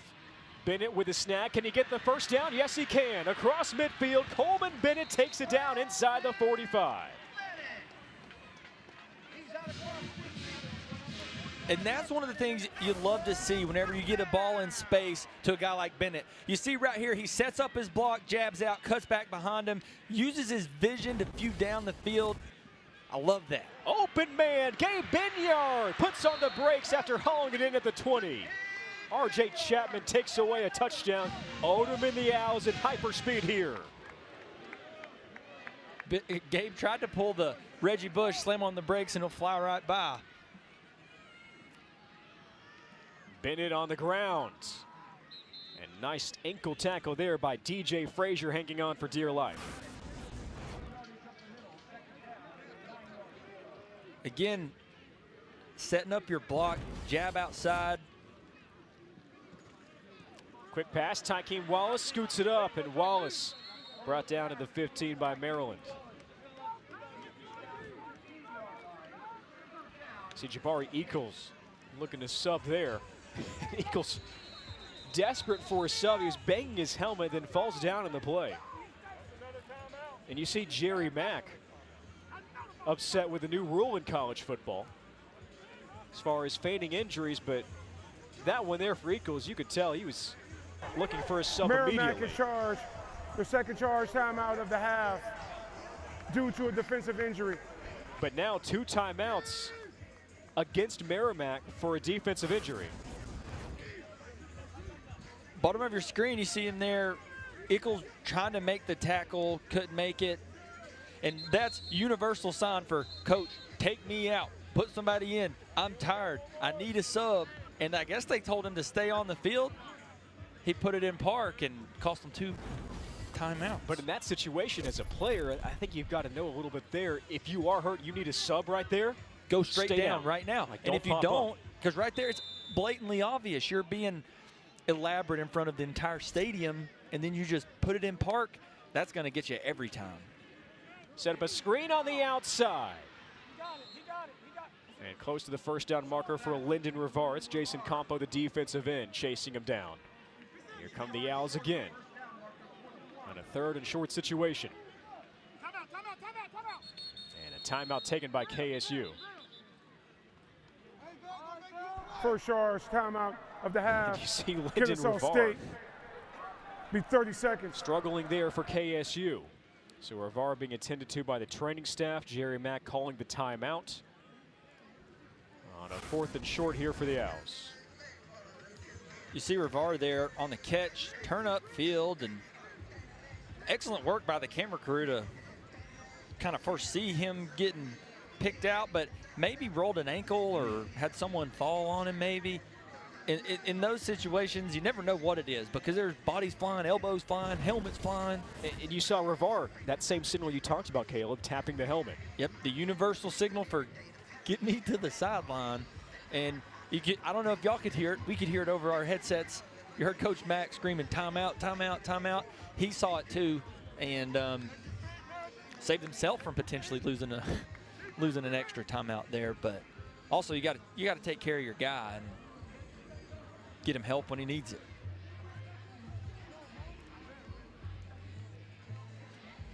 But that's a quite unique situation where you're trying to hurry up and go for it on 4th and 1 in the red zone. You got the QB asking for the signal to be called in faster, and then you got Rivar over there who's down for the count. 4th and short, Jamari Hale, the freshman tight end, in motion. It's a keeper by Odom, puts on the brakes, turns upfield, and Odom has a 1st and goal for KSU. But there is a flag in the backfield. Holding, offense, number 70, 10-yard penalty, 4th down. So a hold on the KSU offense up front. Correction, the foul was on number 76. On Milovitz, the tackle. Yeah, you see it there. When you get your body and your arms extended while you're blocking somebody, and if they try to turn away from you and pull away from you, you've got to let go. When you get your arms out and get your body wide, they're dropping the flag every time, and it's just a neon sign saying, hey, I'm holding. And unfortunately for the Owls offense there, got him. So a 38-yard attempt for Britton Williams, who's 0 for 1 of the season with a miss in the opener at Wake Forest. Williams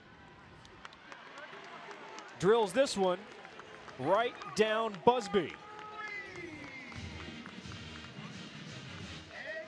About as perfect as you can get it there, Nolan. 24-0 the lead for KSU.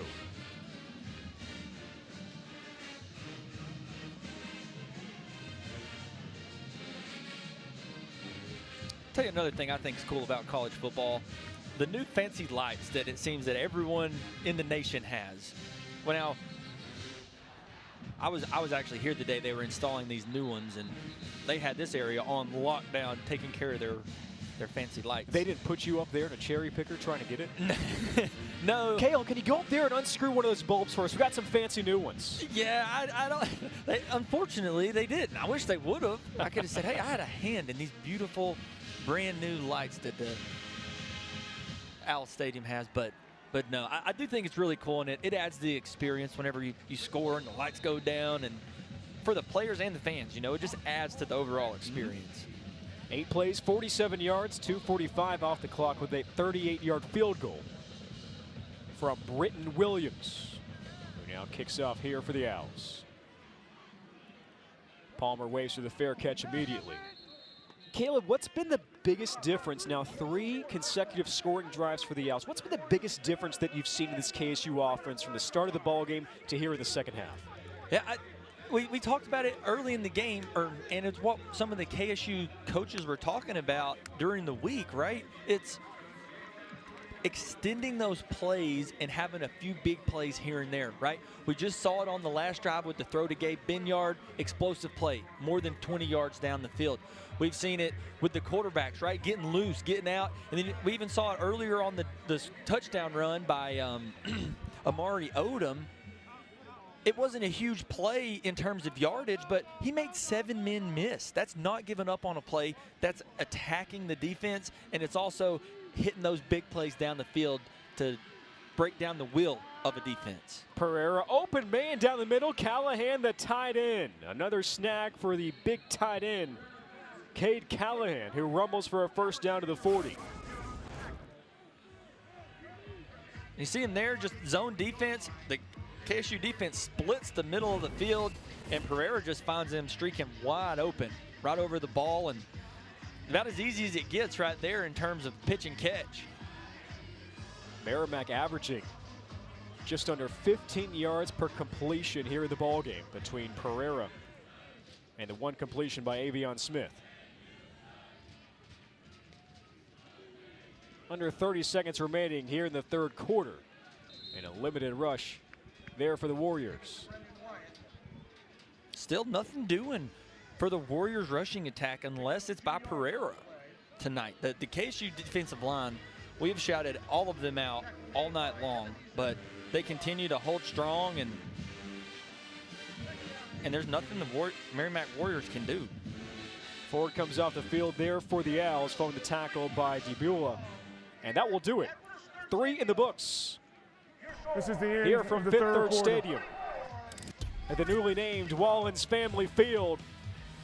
And it's been a block party tonight. Defense pitching a shutout on the offense, and Amari Odom coming alive in the second half.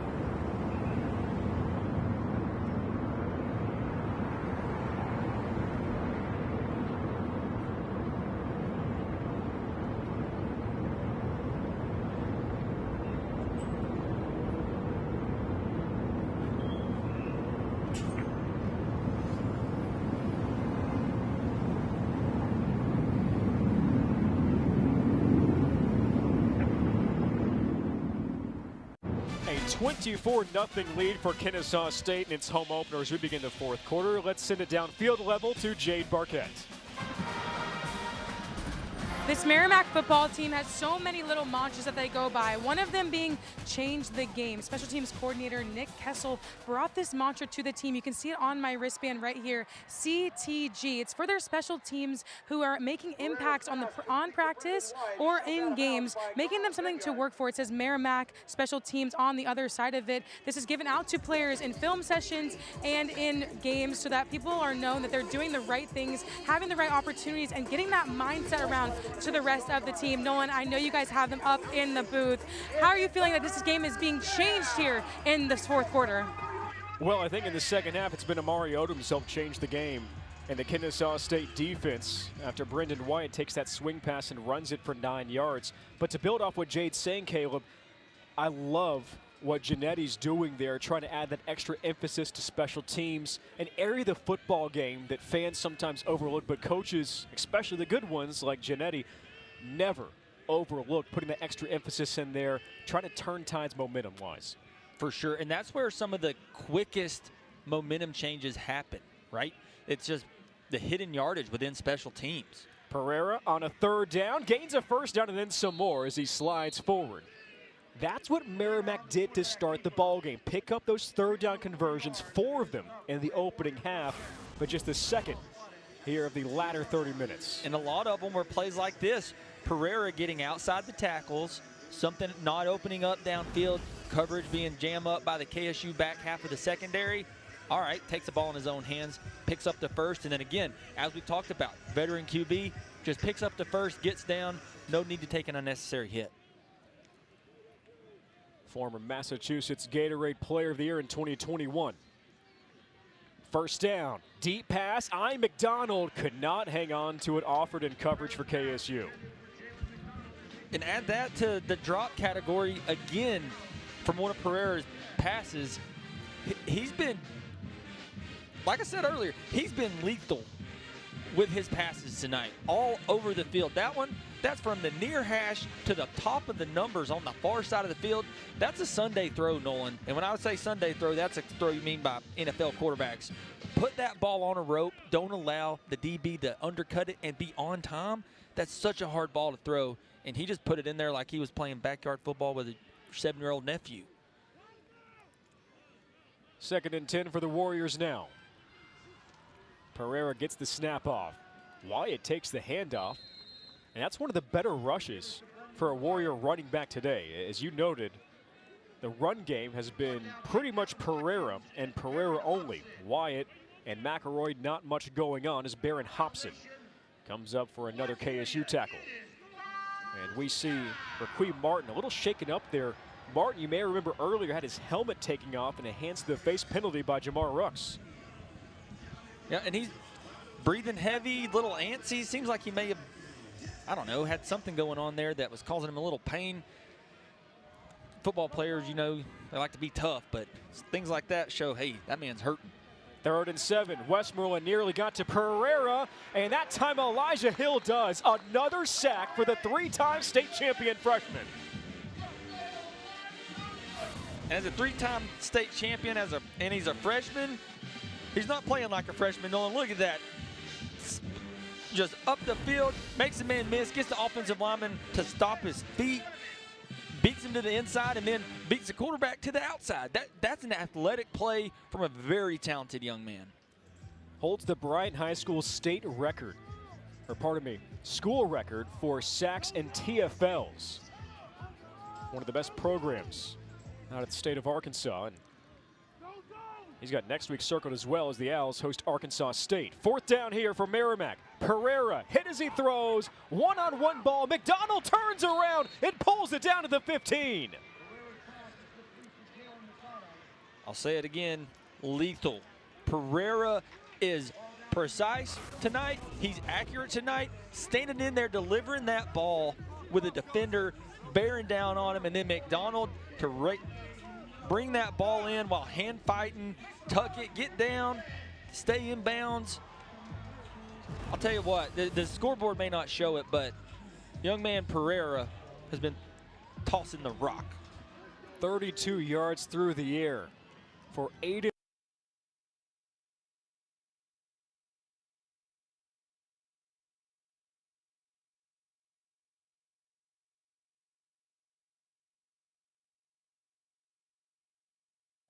For Galamama Mulba. Just his second carry of the season. And that was a hard-nosed, tough, rugged run right there. And there was a big block by Yoakum that ended up getting stunned. And Yoakum's been dominating some of those blocks as he's come across the formation. But right there, no shot. I believe it was Marcus Patterson that just stoned him and forced that ball to be turned up inside. Second down, Pereira looking for his first score, incomplete and a flag. Washington in coverage with Hayden Fisher. Just a fade route there on the outside, single coverage. It's all you ask for as an offensive staff. And as a defensive guy right there, interference, defense, number one. The foul occurred in the end zone. The ball will be placed at the 2-yard line. It's an automatic first down.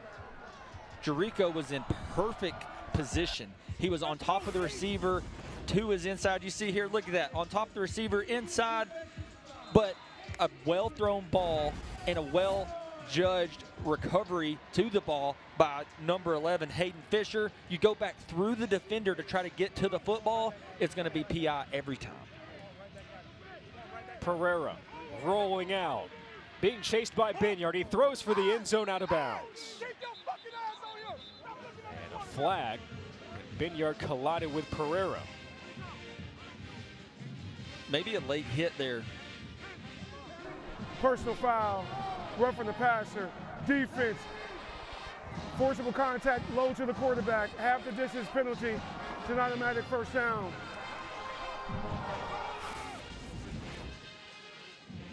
And I see where they're coming from there. You know, he did low.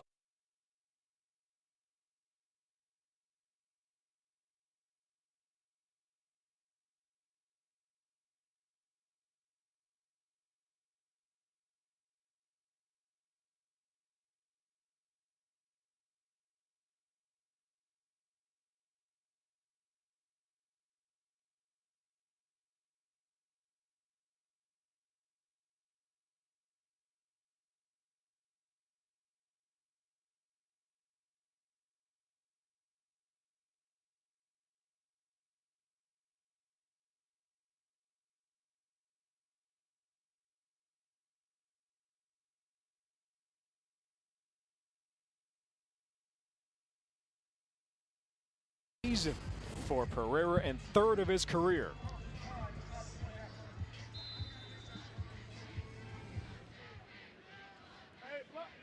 So Carlton Ty on here for the PAT. As Genetti decides to go for 1 instead of 2 here. And 24-7 our new score. Timeout on the field. So Merrimack drives right down the field. Its first scoring drive of the season. There's Pereira saying, keep me on the field. We're going for 2. Coach decides the other way. But a great drive for the Warrior O.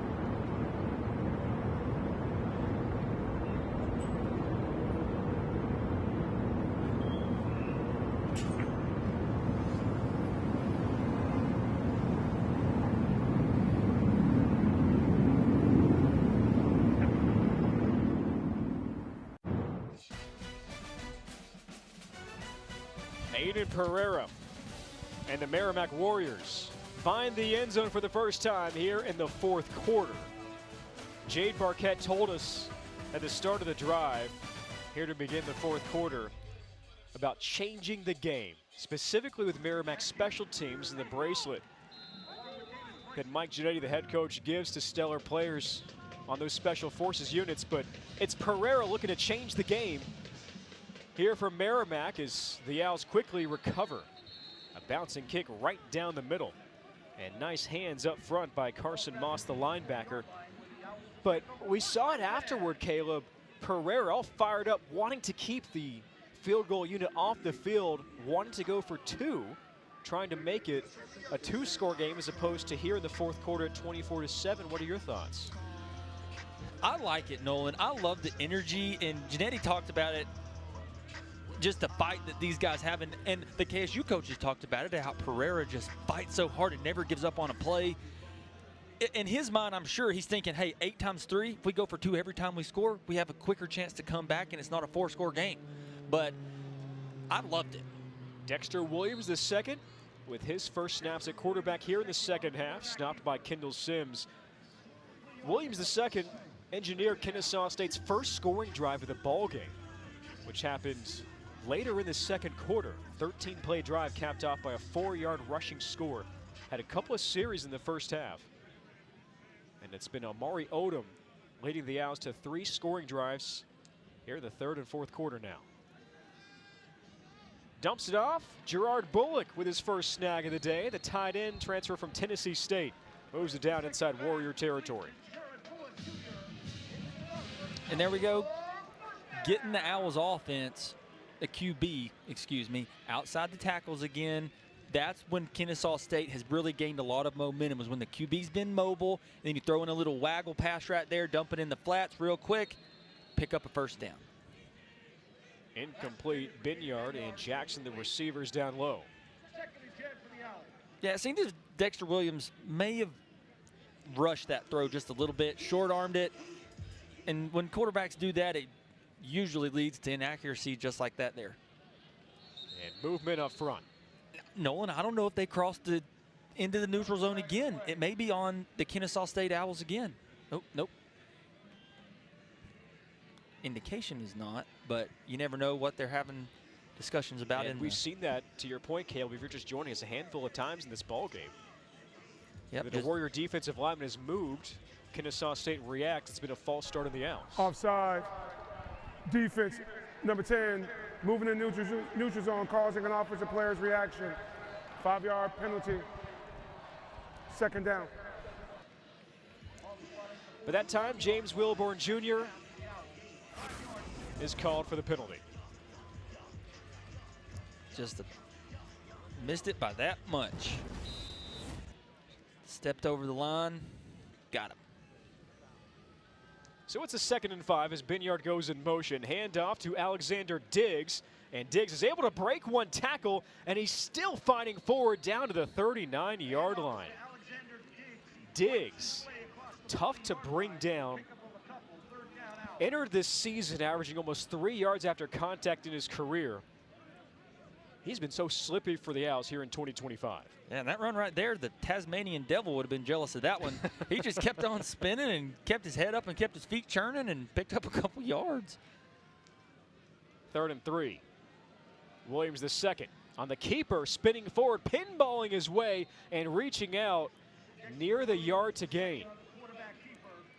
But he appears to be just a little short. 4th down for KSU.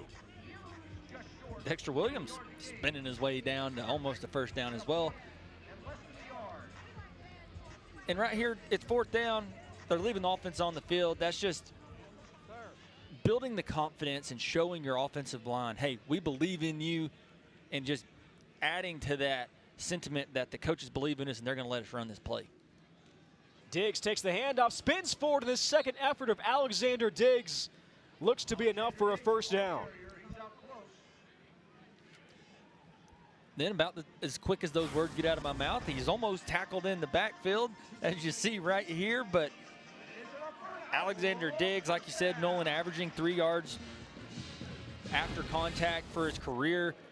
picking it up. Williams the second. Play fake. Has time. Looking down the middle, and it's intercepted. Kendall Sims picks it off for Merrimack. Down the left sideline. There he goes with some room. It's R.J. Chapman. And a pick six for the Warriors. And the momentum turns for the visitors out of North Andover, Massachusetts. R.J. Chapman takes it back to the house. The first interception of his career.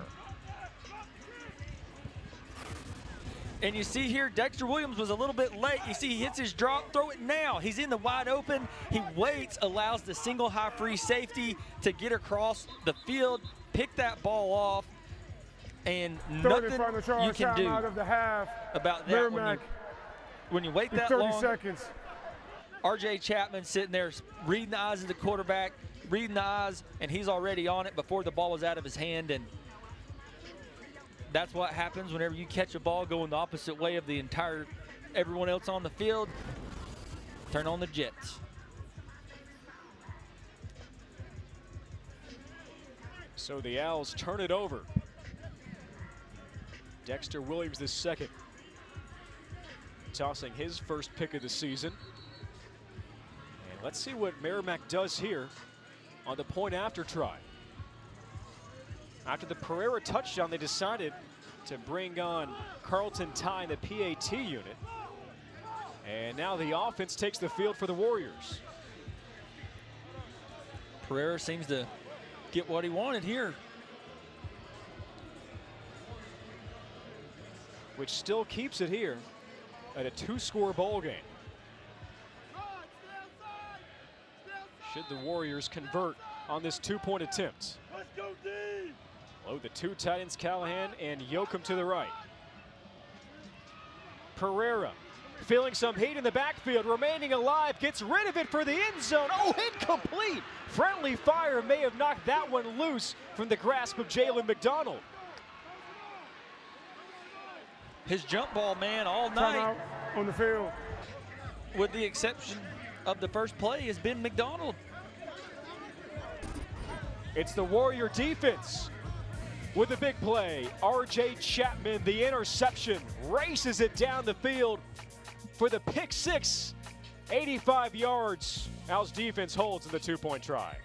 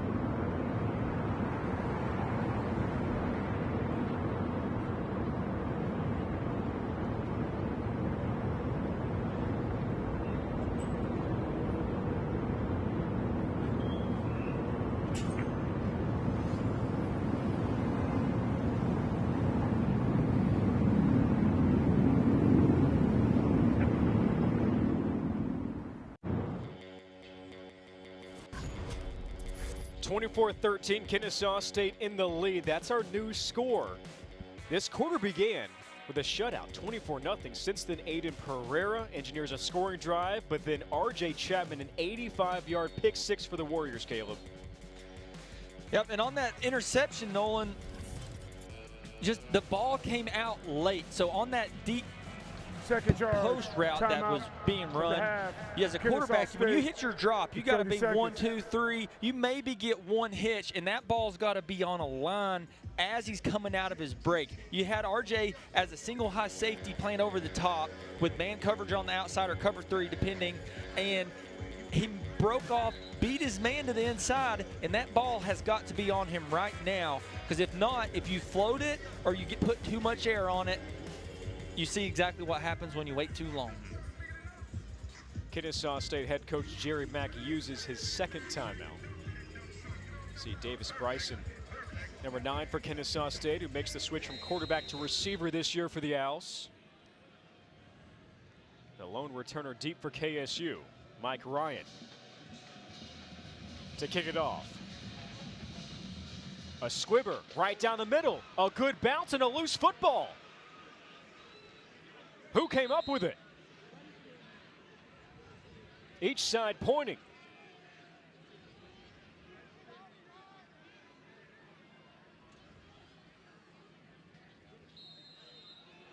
And it's Kennesaw State football. The ruling on the field is the kick was recovered by Kennesaw State's first down. And it's Rod Daniels, the defensive lineman, with sure hands for the Owls. Caleb, can you imagine being at the bottom of that pile? Been there before, and it is not fun, but that was a perfectly executed kick.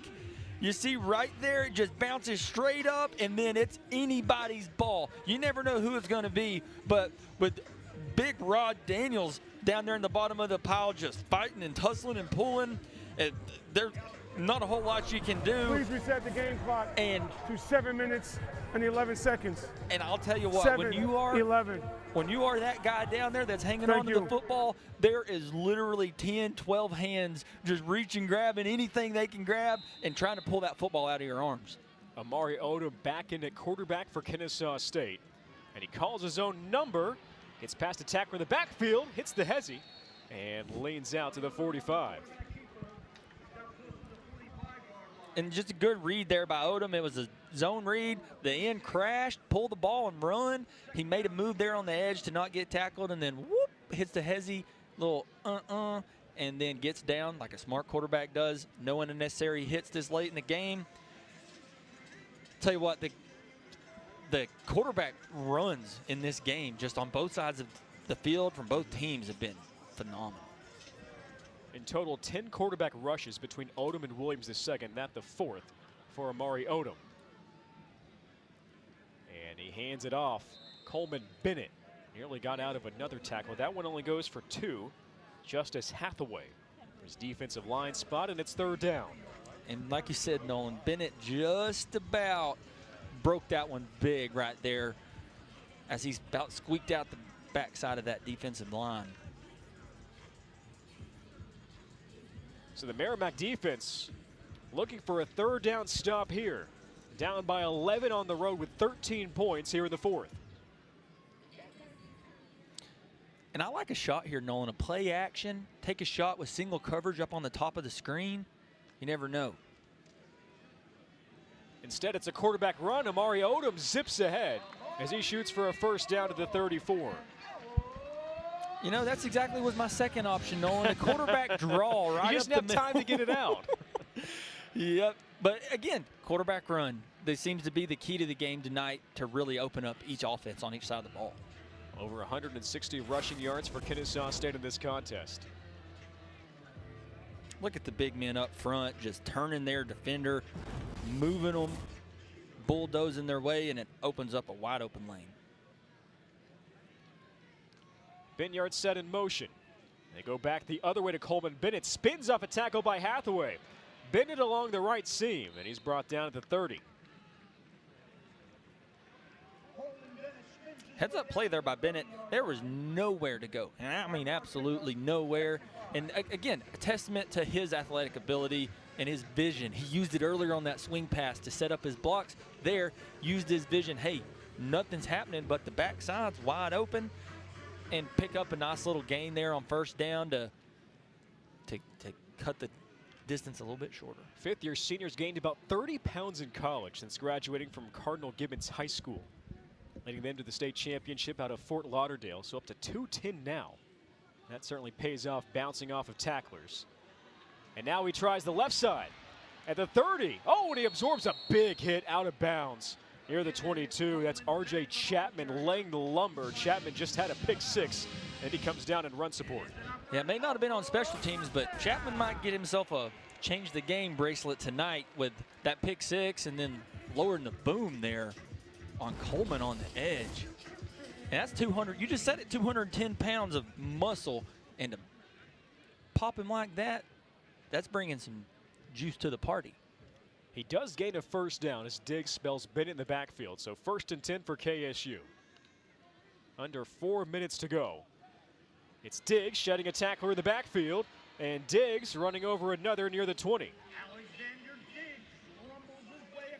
And it's been a storyline for all of KSU's season is their running back room as well, right? We've seen the rotating quarterbacks, but the stable of running backs is, you see that right there. Coleman Bennett comes out, Alexander Diggs comes in, and what does he do? Makes the first guy miss, makes the second guy miss, ends up going down. But, I mean, his shoulder pads were a foot off of the ground there, and he still picked up another 2 yards after he defended his ankles and legs from the DB. That's just great running and carrying the rock.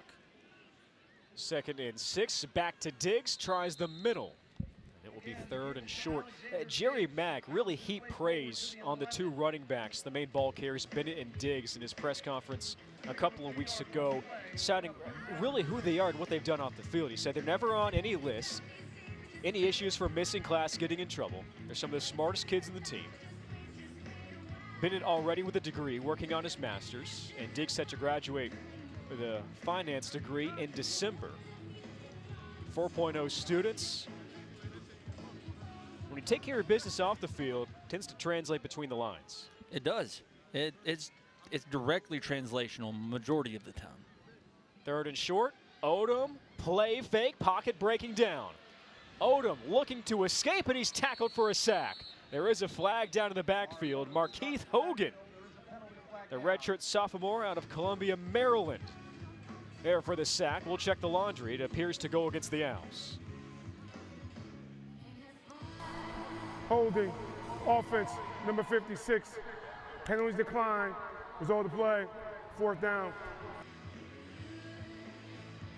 And you saw there before the official called the penalty, you see Odom's jersey's a little dirty. We mentioned it earlier with Pereira, but a KSU offensive staff does not want to see Amari Odom's jersey and uniform be dirty. And we have reached the 2-minute timeout. Timeout on the field.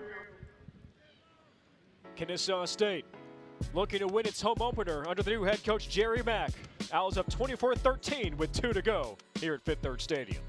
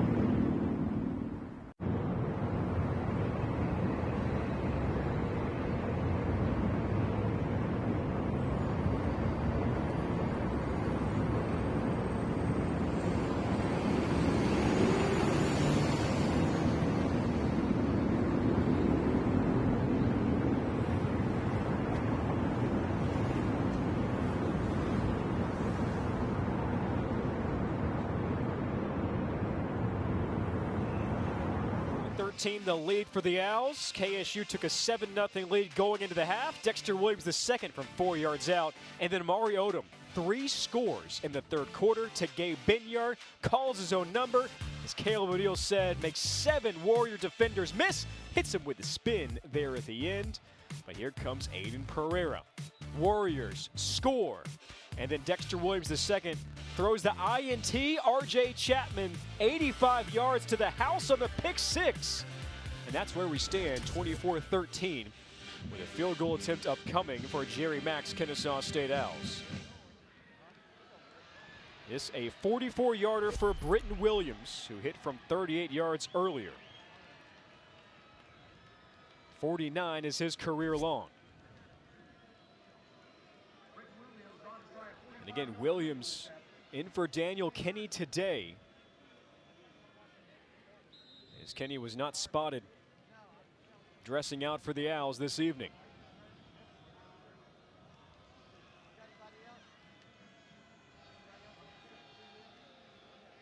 Out of the hold of Joshua Hewitt.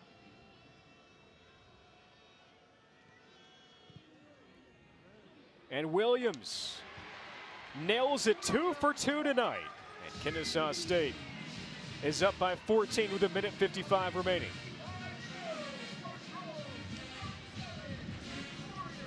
A little bit of insurance there for the Kennesaw State Owls, as we've seen the Merrimack Warriors have a couple quick hitters and score quickly on some big plays.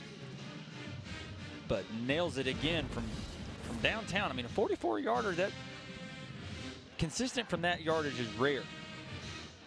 That was going to be plenty good for much longer for Britton Williams, who coming into this season had not missed a field goal in his Division I career, 4 for 4 early on at Georgia Southern. 9 of 14 in 2023 at Georgia Military College. And then missed in the opener against Wake Forest. Has bounced back well here this evening.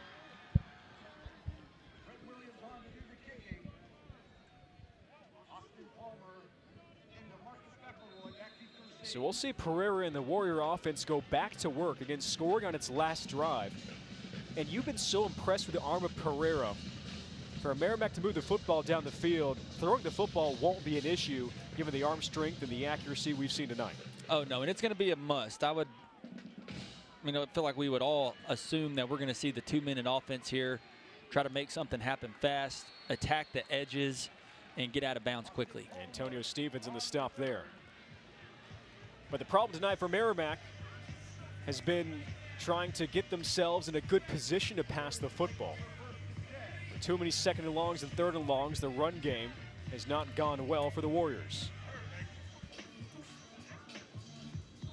Yeah, the longest rush of the night was from Wyatt earlier in the game, but outside of that, it's been Pereira, the Pereira show. Running the football, throwing the football, having to serve it up somehow to make a chance to have a chance to change the game. Can these Kennesaw State D linemen tee off here? And a passing situation for the Warriors, needing 2 scores with 1:48 remaining.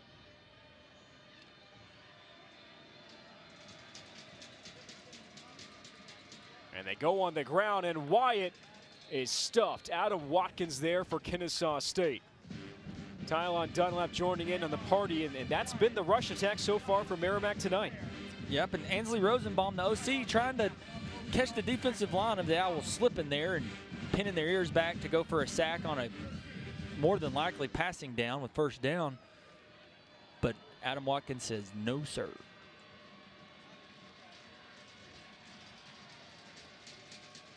Second and long for Pereira.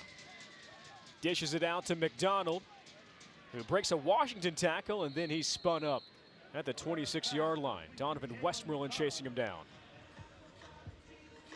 And right there, I would really have liked for McDonald to try to get out of bounds rather than turn up field. Obviously, if you pick up the first down, the clock stops, but you're guaranteed the clock stops if you get straight out of bounds. Pereira taking off. He's got a first down and remains alive. And Pereira down at the 33. Clock will stop momentarily. This is where you want to go fast. If you're Pereira trying to play catch up, you want to go quick and get back up to the line of scrimmage and get the next play in before the clock starts with 45 seconds left, but seems as if they're just trying to see what they can get and ride it out. Quick pass. McDonald dropped it.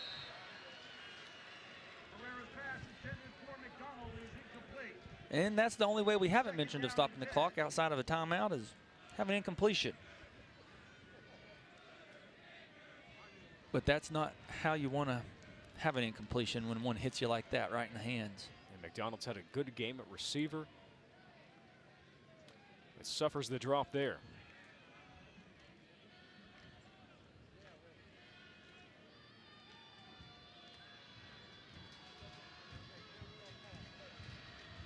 Linebackers walking up here for the Owls. Quick pass, and Schweitzer is quickly met by Caleb Alford, swarming in for the KSU defense. And Nolan, Alford's a name we haven't heard a lot today, probably because after the last couple weeks of production, the Merrimack offensive staff said, we want to avoid this man at all costs. And he showed it right there, as do I. Pereira on third down. Across the middle. What a nice snag for a first down. Great catch by Cooper Lehman. And that's a hard catch and an excellent route by Lehman there. Right at the sticks, go just past the first down marker, get up with the defender hanging on your back, bring in the ball. Last play of the ball game. Pereira looking to pad the stats. And he takes off, dances out of bounds, and the ball game is over. The first game at the newly named Wallens Family Field is in favor of the black and gold. Kennesaw State wins the home opener 27-13. Moving to 9-2 all-time in home openers and giving Jerry Mack his first win at Kennesaw State.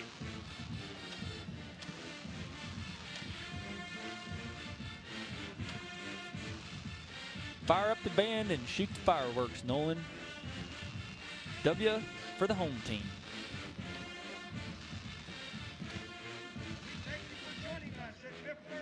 Amari Odom tonight for Kennesaw State. 12 of 14, 108 yards through the air. And 3 scoring drives in the second half. Here's how Odom stacked up with Dexter Williams II. Fairly balanced there, Nolan. Not as many drives for Dexter Williams, but passing yards is the biggest differentiator, as you see highlighted there. And then the interception thrown by Dexter Williams, that obviously hurts his numbers a little bit. And Jade Barquette is down on the field with a quarterback, Amari Odom. Here's Jade. Amari, your team took over there in the third quarter. What change did you see coming out of halftime? We realized we weren't playing to our standard, and we went into the locker room just saying we got to play how we play, how we know we play. And that's what we came out and did in the third quarter. We scored some points, defense got some stops, which we weren't doing in the first half, and we just relied on each other to play our game. You went 2 road games, come back here and perform in your home opener. Where's your confidence level at right now? Our confidence level is high, but it's not where we need to be. We know we left some stuff out on the field, but we could be better. But our confidence is pretty high. We got that win in front of the fans, in front of our families, first home game, so it's good to go on the next week with a win. Congratulations on this win. Thank you, appreciate it. Coach, what did you learn about your quarterbacks tonight? Coach, they had their highs and their lows. You know, obviously Amari came in. He did some really good stuff for us, especially in the second half. I thought, you know, Dexter made the costly interception and went for a pick 6, but we all have our mistakes. So just got to evaluate the film and kind of see what it's all about. What did you see your team from the perseverance category, that grittiness that you want them to play with? Yeah, I mean, this is going to serve us down the road more than anything else. Just the way we were battle tested in the fourth quarter. We had some good things down the stretch. We had to try to drain the clock by putting the ball on the ground. So there's a lot of good things to learn from this game. Not only is this your first win as a Kennesaw State head coach, it is your first home win. What does that mean when you hear that? It's great. You know, the win is the win. Anytime you get a win at home in front of your home crowd, I mean, these fans, they support us. The family supporters. You know, we want to make sure we have a good impression in front of them. And, you know, everybody can go home and feel good. We've got to get ready for the next one. What about this game showcased that new era of Kennesaw State football?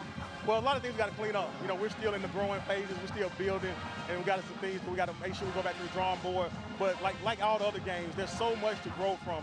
You know, we're trending and we're heading in the right direction. We got to clean up on some little things, and I think we can fine-tune this deal and be a pretty good team. Congratulations, Coach. Thank you. And Jerry Mack with Jade Barquette. The final word there is Kennesaw State wins. And Mack's first home game at Kennesaw State, 27-13. Caleb, your thoughts on the Owls win? Yeah, Nolan, thank you. And